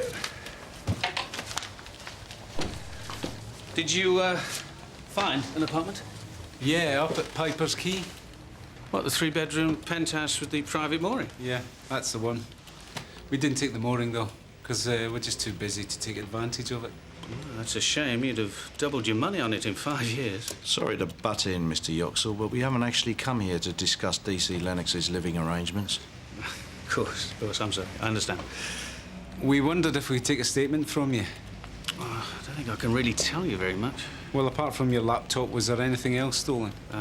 Yeah, about £50 in my credit cards. You can't give us details on those, can you? I could do you a copy of the insurance list, shall I? Yeah, that'd be great. Have you got any idea what time your property got stolen? No. To be honest, I didn't notice anything was missing till the following morning. Somebody must have got in the room during the evening while I was in the bar. So you didn't take your cash and credit cards to the bar with you, then? No. Must have left them in the room. You sure about that? Well, no, not 100%. No. Did you invite anyone to your room at all? So, come on, Barry. You're not in any trouble. We just want to know what happened. You're not married, are you? No. Well, you've got nothing to worry about. So why don't you just tell us what happened, eh? This woman came up to me in the bar. She started talking to me. We had a few drinks, and then she suggested that we went upstairs for a nightcap. Strike you as suspicious? No, why would it? No reason. So then what happened? Well, we went upstairs, had a drink, and it's all pretty much a blank after. I mean, I woke up the next morning, she'd gone. Along with this lot? Yes. Can you describe her? Come on, Barry, was she fat or what? No, she was quite slender, I think. Attractive? Yeah. Did she tell you her name? Yes, Victoria. What about her hair colour? Blonde, I think. How old was this woman? I suppose she was late 30s, 40. What exactly happened when you went upstairs? Well, she asked me to take a shower, and then she... It's all right, Mr. Yoxall. We're all men of the world here. Well, we had a drink, and then she started to undress. Go on. That's it. I mean, that's all I can remember. When she was undressing, did you notice anything about her, apart from the obvious? No. No distinguishing marks? Like what? Birthmark? Tattoo, maybe? Yes, she had a tattoo. It was there, on her left shoulder. What was it? It was a bird. What kind of bird? Swallow. Little swallow. Victoria Smith. Well, that was one of the names she used to use. I pulled that photo from the sleeper file. Who is she exactly? A prostitute. Very clever, very slippery. She's a good-looking girl. She looks so sweet, too. Yeah, well, don't be fooled by the smile, Duncan. So how did you come in contact with her, Gov? It was a long time ago. It's not important. And you think she's connected with our Miss Scarlett? I'll imagine she's behind this. It's funny how you remember her after all these years. Yeah, I'm splitting my sides. Carl, sir, tell us what happened. Yeah. Nothing happened. All right. So how much is your gaff worth? No. Not until you tell me what happened between Victoria and you. Well, we'll call that a stalemate, shall we? Anywhere around here will do.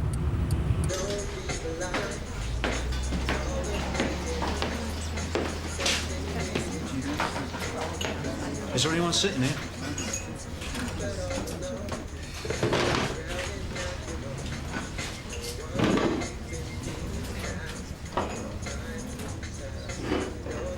You don't remember me, do you?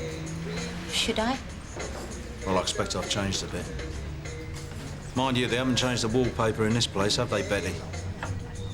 So you know me name and your old bill, so what? I don't do tricks anymore. I don't know anything and I don't know anyone, so you can sling your hook. Well, that's not very friendly after all these years. Whatever happened to that famous East End hospitality? Same as pixies and intelligent men, it never existed. I expect you're right.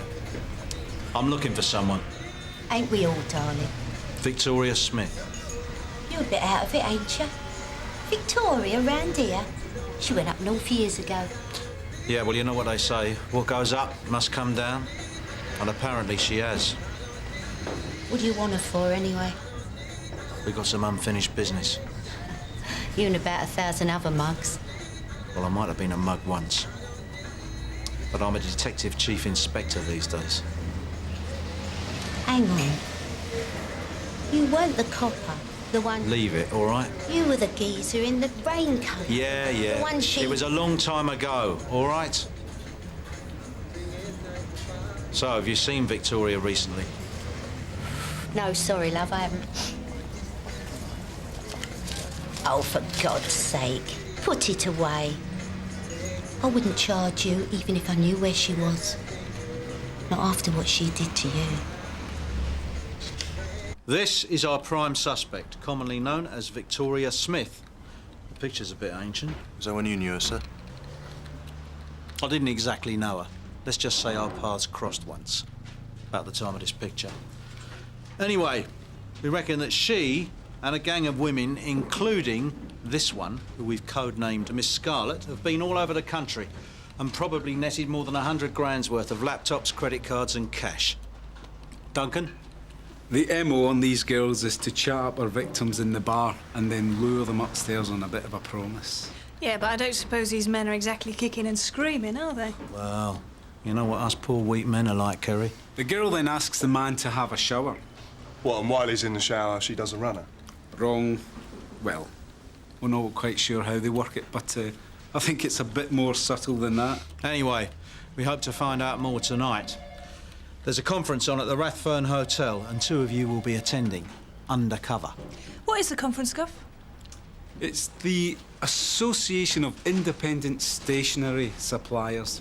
It's the only one of its size in the area at the moment. We're hoping it'll be appetising enough to lure Victoria and her pals out the woodwork. So what would the undercover guys actually have to do then, Gov?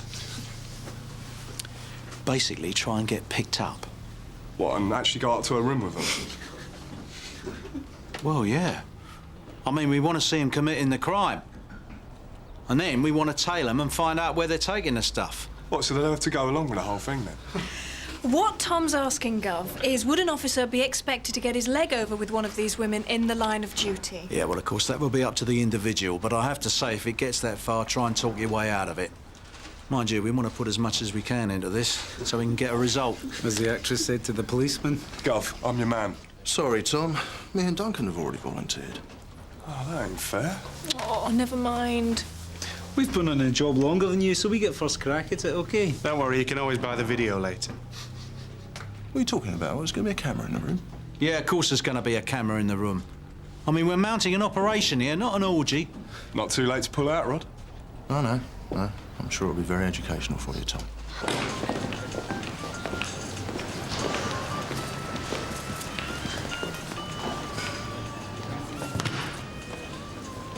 Good afternoon. We're here for the Stationers' Conference. Right, can I have your names, please?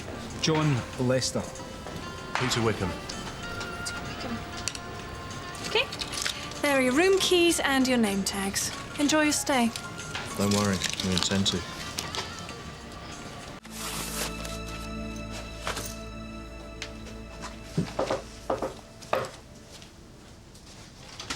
Hey, come on in. These rooms are nice, aren't they? Yeah. Do you reckon they got a jacuzzi? Well, if they have, there won't be enough room because I'll be in there with my birds, you know what I mean? Hey! Yeah, you really think you're going to get picked up, don't you? Of course I do. That's what we're here for, isn't it? You haven't got a chance. There's no contest. Oh, yeah? Well, the proof of the pudding will be on camera. And don't forget, the walls have ears as well as eyes. So you be careful. We're getting out of the conference. You OK? Give me a minute, I'll knock you up. Right, see you, Rod.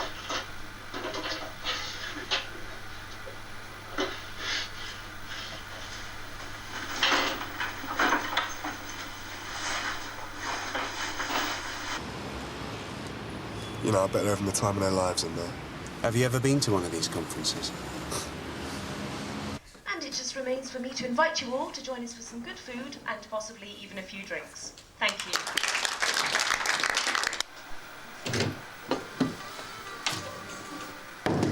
Right, that's it, Gov. It's all over.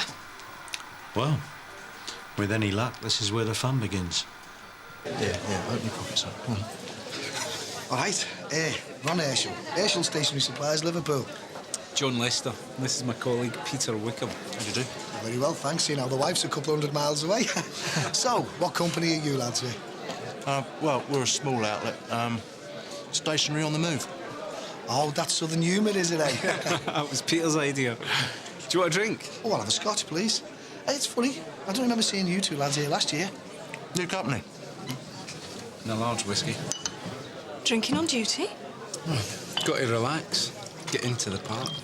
Well, just make sure you get yourself picked up before Rod. Why is that? I took a bet with Deakin. He gave me odds of 2 to 1 against you. Oh, did he? Oh, we'll see to that. Well, if either of them do get picked up, they're not going to get a bonk, are they? I don't see why not. Well, these women aren't exactly going to do the business and then rip off the punters, are they? We don't know what their MO is. But if they're Toms, they do it for money anyway, so why not a laptop and a few credit cards on top? Yeah, but what's going to happen? They're going to get them up to the hotel room, they're going to get them in the shower or something like that. COT. ECI Burnside from DC Proctor. Go ahead. Suspect vehicle in the car park, Gov. Received, Tom. That's Castle. What's he doing here?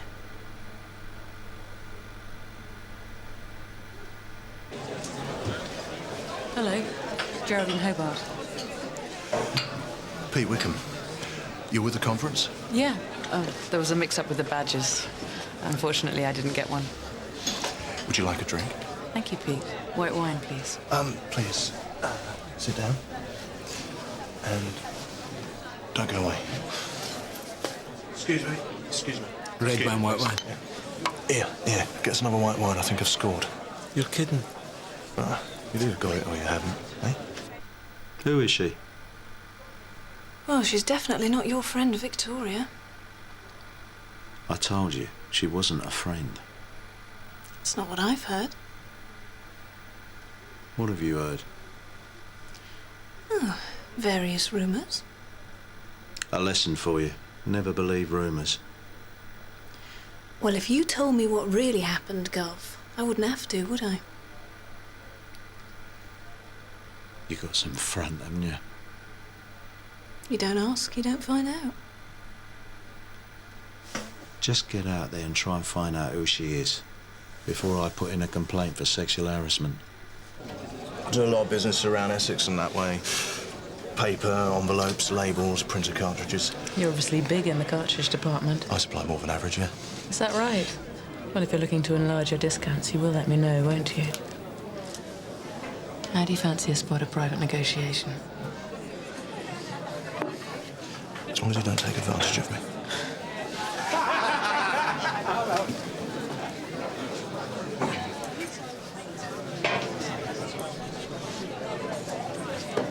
What's her name? Geraldine Hobart. I'll be watching. Oh, I wonder what's going on in there. I told you, if there's any action, you can watch it all on the video later. Tom? DCI Burnside from DC Proctor. Go ahead. Miss Scarlett approaching the hotel entrance wearing a brown suit, carrying a shoulder bag. So, the wife said to him, you do that one more time and I'll wrap it round your flaming neck. Oh, hey, I bet that's his wife checking up to see if he's coming home tonight. Hello? Oh, hi, sweetheart. Miss Scarlett's just gone through to the bar, Dunk. She's wearing a brown suit. Oh, yeah, I see what you mean. Thanks for letting me know. Bye-bye, gorgeous. The wife. What did they tell you, eh? Hey, she's probably got half the local rugby team down there by now. Well, only half, that'll make a change. Hey, allow me to get that. Thank you. You know, I noticed you over there. Oh, did you? Yes, you stand out from the rest of them. Well, you can't really miss me, can you?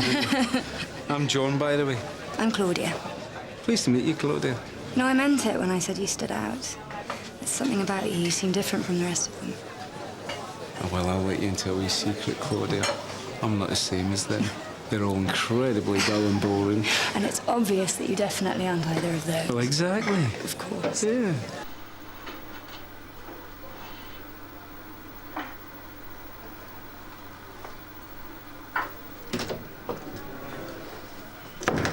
Just in time. Looks like our girl's making her move. I don't think so, Gov. We've got a problem.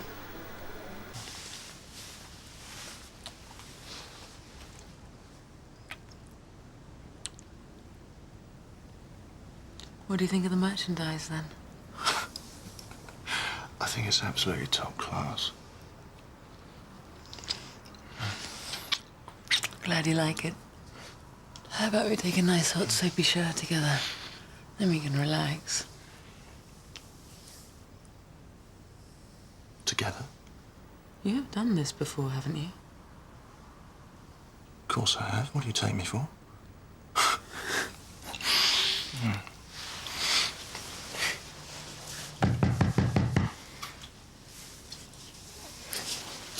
Leave it.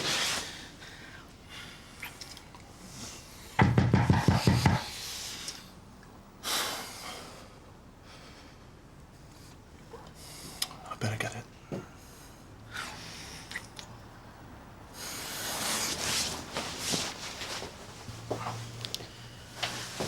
Get rid of them.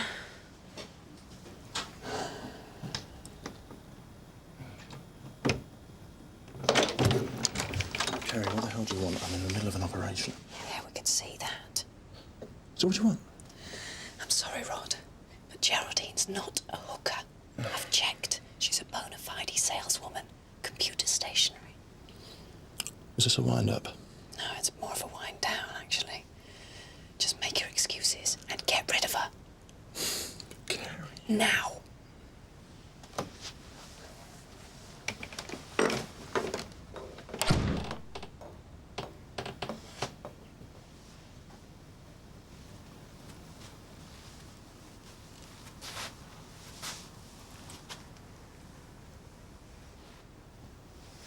So long you been in London? I've been in London for a couple of days doing a computer course. So how's it going? You enjoying it? Well, to be honest, John, I haven't really got a clue. But my boss insisted on sending me and she's paying for it, so... Well, that's very generous of her. I bet you're an expert, aren't you? I know a bit. We were having this discussion the other day about laptops. Well, laptops? Yeah, some people were saying that they're too expensive for what they are. Other people were saying that they're unreliable. What do you think? I'd say they're indispensable. So you've got one of your own? Aye. I'll never go anywhere without it. I was caught in a trap. I can't walk out because I love you too much, baby. It's really noisy in here. Do you want to go upstairs and get a drink? Yeah, why not?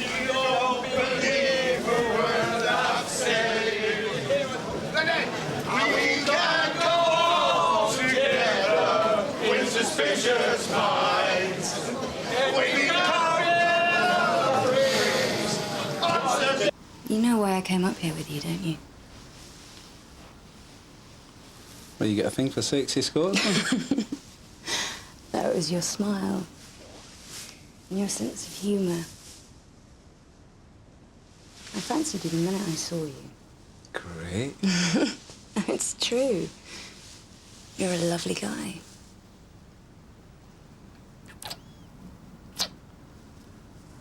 What exactly have you got in your mind?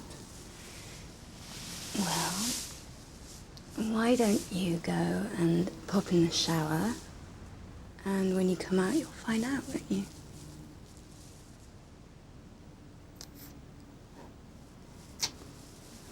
You're incredible, you know that. Go on. And don't be long.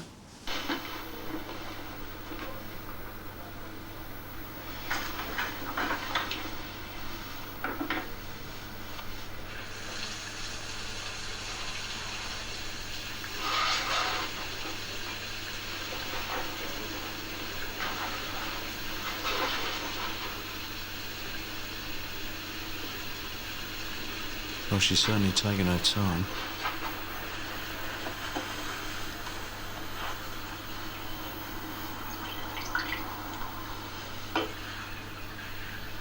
Maybe she really does fancy him.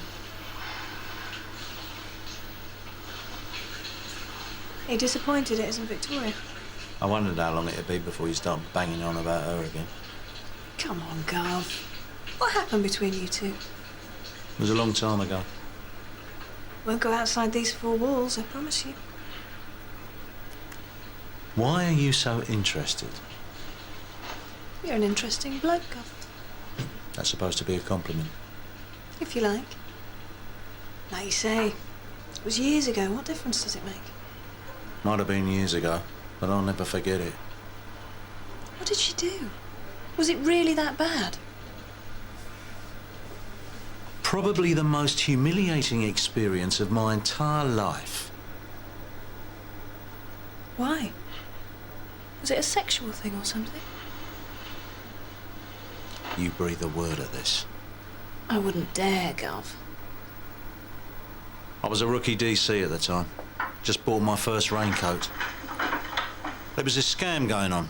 Some young prostitute ripping off her punters. Victoria? Yeah.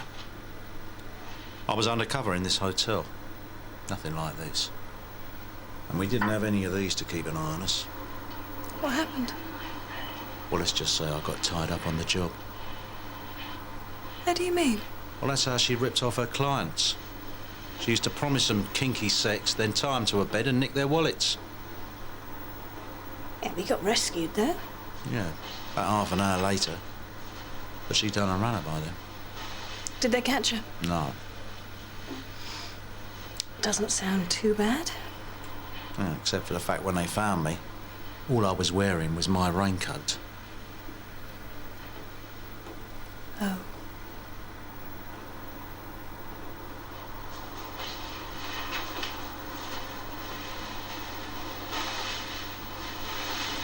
What's he doing? Suppose he's decided he can't go through with it.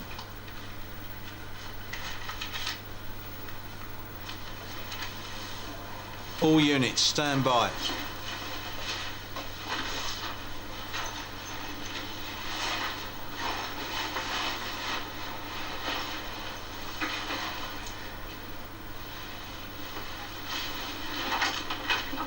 Target leaving the room. She's on the move, in possession of a stolen laptop.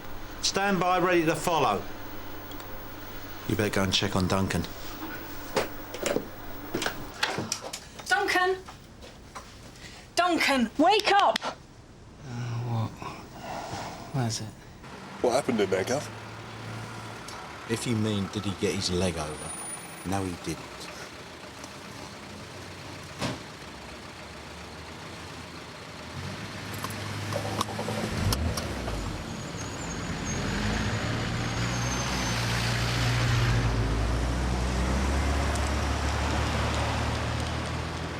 Heading down Gosport Lane, turning right into Trafford Lane. Oh, what the hell? Sorted, Tom.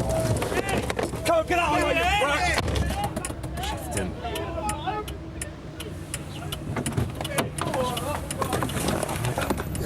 Shift it. Where's she going? Right or left? Right or left?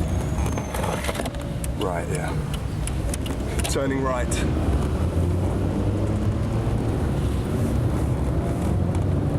Where is she? That's him! Back up.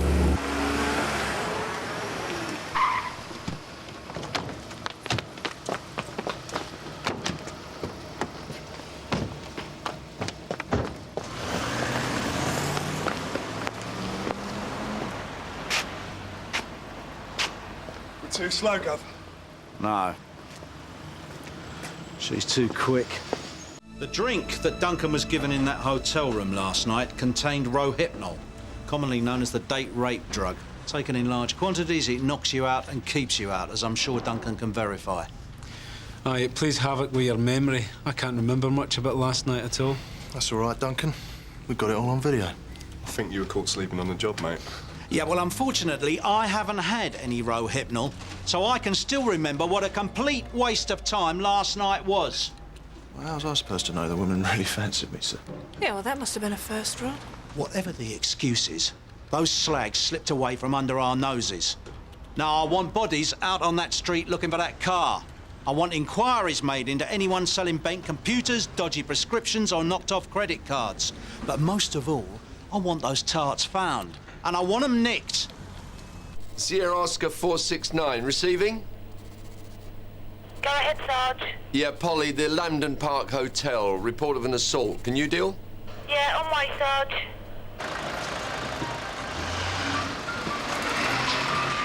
What's happened? We're not sure. The guest found her in the ladies' loo. Do you know who she is? No, she just came into the bar for a drink. She was with another lady. Right.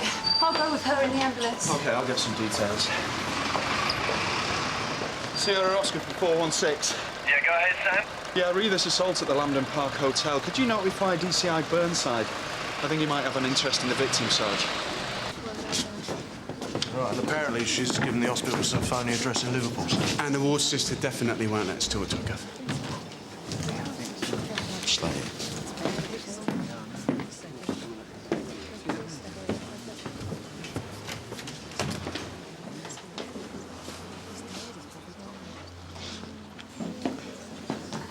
I come to see Claudia. I'm sorry, no visitors. I'm a very old friend. I just want to give her this. OK. Thanks. Hello, Claudia. Brought you some flowers. Who are you? DCI Burnside. But please, call me Frank. What do you want? I was hoping you could tell me how you ended up here. I can't remember. Someone attacked you, right? I suppose. Is it someone you know? Is that why you don't want to tell me? No, please. Look, I'm only trying to help. Is there anyone we can get in touch with? Relatives? Friends? Look, got a couple of scratches and I just want to get out of here, OK? Yeah, but people are going to be worried. Now, there must be someone we can contact. But please, will you just leave me alone? I don't want to answer any more questions. Sorry. She's not herself. Any joy, Gov? Tighter than a gnat's muff. So now what? We can arrest her for drugging Duncan and nicking a laptop. Not yet. She's the only lead we've got. I'm going to keep an eye on her. Well, I'll have a word with the ward sisters. She can let us know when they've discharged Claudia, yeah? No. I want you two to stay here. Keep an eye on her. Now we've found her, I don't want to risk losing her again. Come on, sir. Give us a break. Now, take it in shifts. Set up a camp bed for all I care, but don't lose sight of her.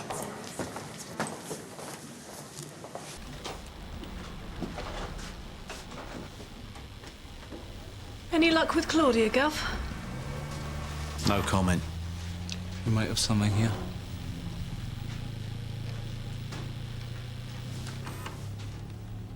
Victoria. Aye. We finally get her on camera. So is this the girl, is it, Gov? This is the girl who what? Oh, I don't know. The one you keep going on about. Yeah. I think she looks a real sweetie, Gov. Well, she's not. Now, can we just concentrate on this video, please? All right. Claudia and Victoria arrive at the hotel and go straight to the bar. And then about 10 minutes later... Castle. He goes off. Probably doesn't want to park there in case he's seen. And Victoria goes out. Castle goes in. He obviously doesn't know her. Leaving Claudia inside the hotel. Maybe casing the joint for another day. Unaware that Castle's come looking for her. And then about 10 minutes after that... Castle comes out. Having beaten up Claudia and left her in the loo. What do you reckon? I reckon Mervyn Castle's got a lot of explaining to do. I haven't been out of the house all day. I've been here working. Have you got any witnesses to that, Mr. Castle? How about we ask your wife? Mervyn, what's going on? Perhaps you'd prefer to continue this conversation in your study, Mr. Castle.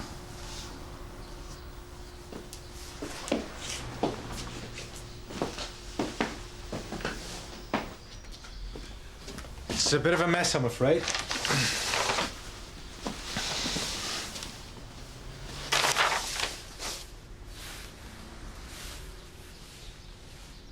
Yours, Mr. Castle? I haven't been anywhere near the Lambden Park Hotel. Well, it might surprise you to know, Mr. Castle, that we have a videotape showing that you were there this afternoon. You went there to sort out Claudia, didn't you? And to get that back.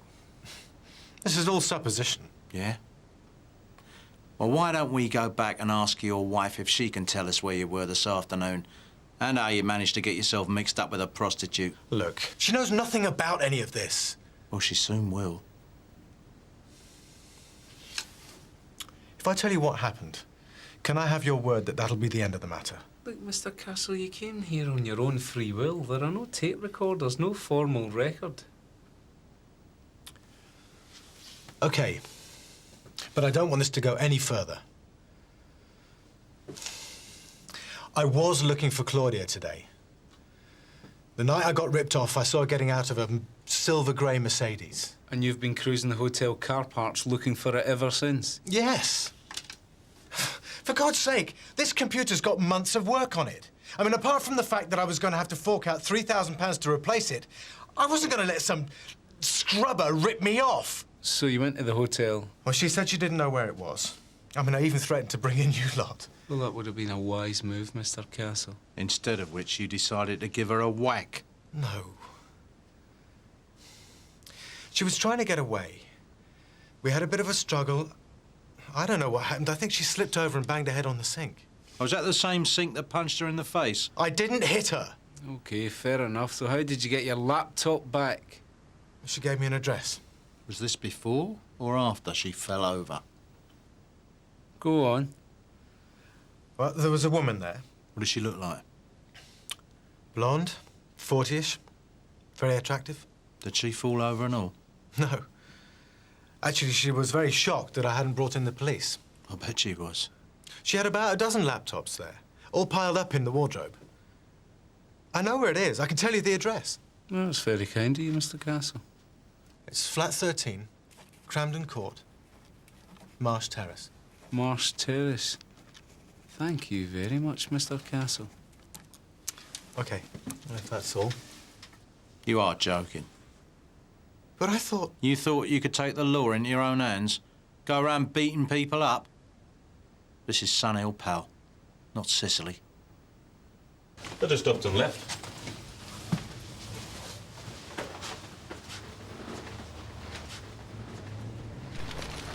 Did Burnside say anything to you about Victoria? No.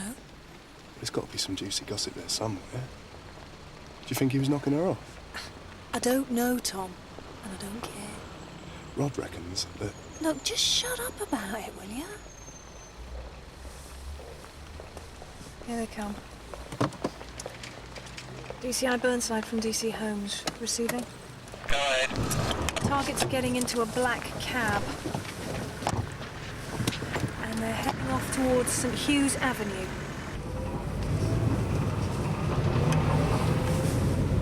Now heading left into Broom Lane. We'd be quicker following a hearse.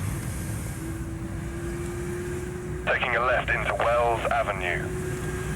Wells Avenue? She's heading back for the Rathfern.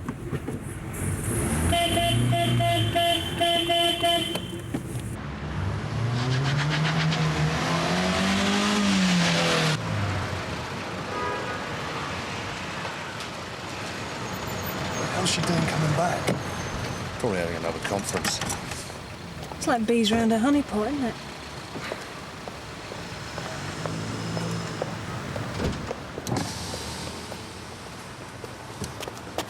Tom, she doesn't know you. Get in there and find out what she's up to. Right, go. Gov, I think this could be your lucky day.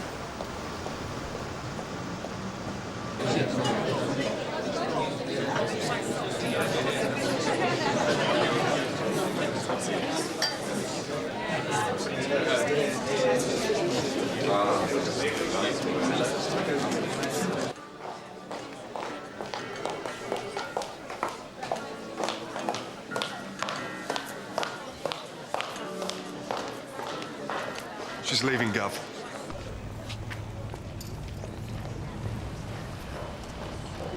Victoria's in the bar. It's your call, Gov. Take her. She's all yours. Well, hello, Claudia. Oh, no. Will we meet again? Only this time you're Nick, babe. Come on.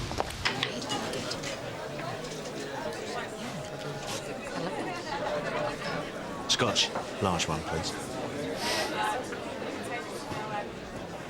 Drink? Have we met somewhere before? Well, I think I'd have remembered that. G&T, please. And a large gin and tonic. Here for the conference. Ray? You got me at a disadvantage. Victoria. Very nice to meet you, Victoria. So rare to find a gentleman these days. And so rare to find a lady. Cheers. Cheers. So, Ray, you're in the mobile phone business? Well, I have been known to ring the odd bell. I bet you have. What about you? Beauty therapy. Really? Well, you obviously practice what you preach. I'll take that as a compliment. It was meant as one. You seem different to the rest of them. Yeah, well, there's no point in being average, is there? I'm sure you're well above average, Ray. Well, I've had a lot of practice. Man of the world, eh? You could say that. Divorced? Yeah. You? Widowed. My husband was murdered. Well, I'm sorry. These things happen. Doesn't make it any easier, though, does it? You sound like you speak from experience. No. But I can imagine.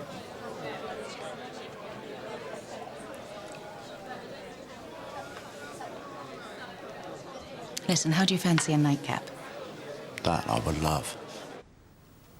Quite cosy, isn't it? Getting cosier by the minute.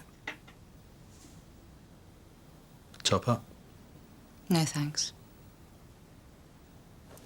I won't be long. Make yourself at home.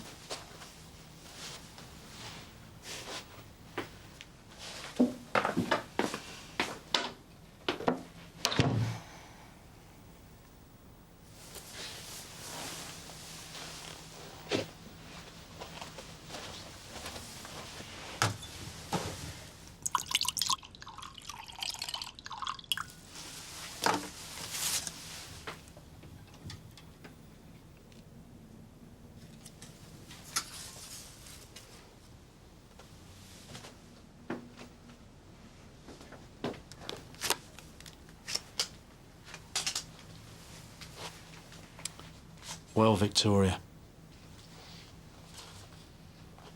Looks like you've been caught with your knickers down. So you're not Ray Morgan, then? No. I should have known. You don't look like a Welshman. Frank Burnside. Detective Chief Inspector.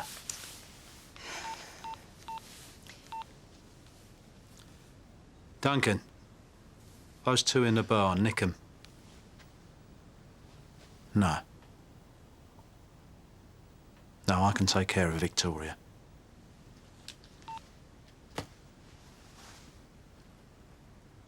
Last time I saw you was 20 years ago. I was tied to a bedpost wearing a raincoat. Oh, my God! Was that you? Do you know, I had the mickey taken out of me for 2 years after that. I had to chuck the raincoat away in the end. No one could look at it without laughing. Well, I'm sorry. So what are you going to do now, then? Buy a new raincoat, I suppose. You're very good. Takes one to know one. No, we're two of a kind, you and me. Why didn't you drug my drink? Why do you think? Cold feet. It wasn't my feet I was thinking about. Really? Really. Is he still not answering? He must have his hands full. Oh, there's one more. She's still coming, isn't she?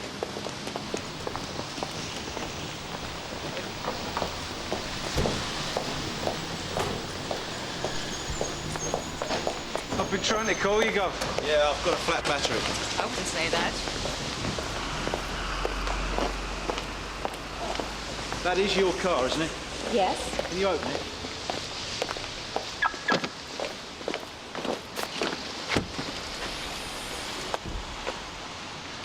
I suppose you got an explanation for all this, love. Christmas presents?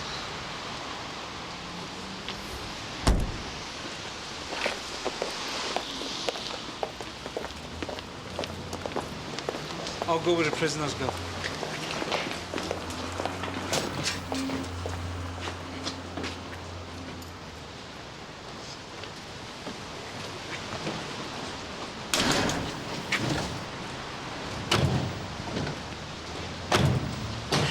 Satisfied, Gov? More than satisfied, thank you.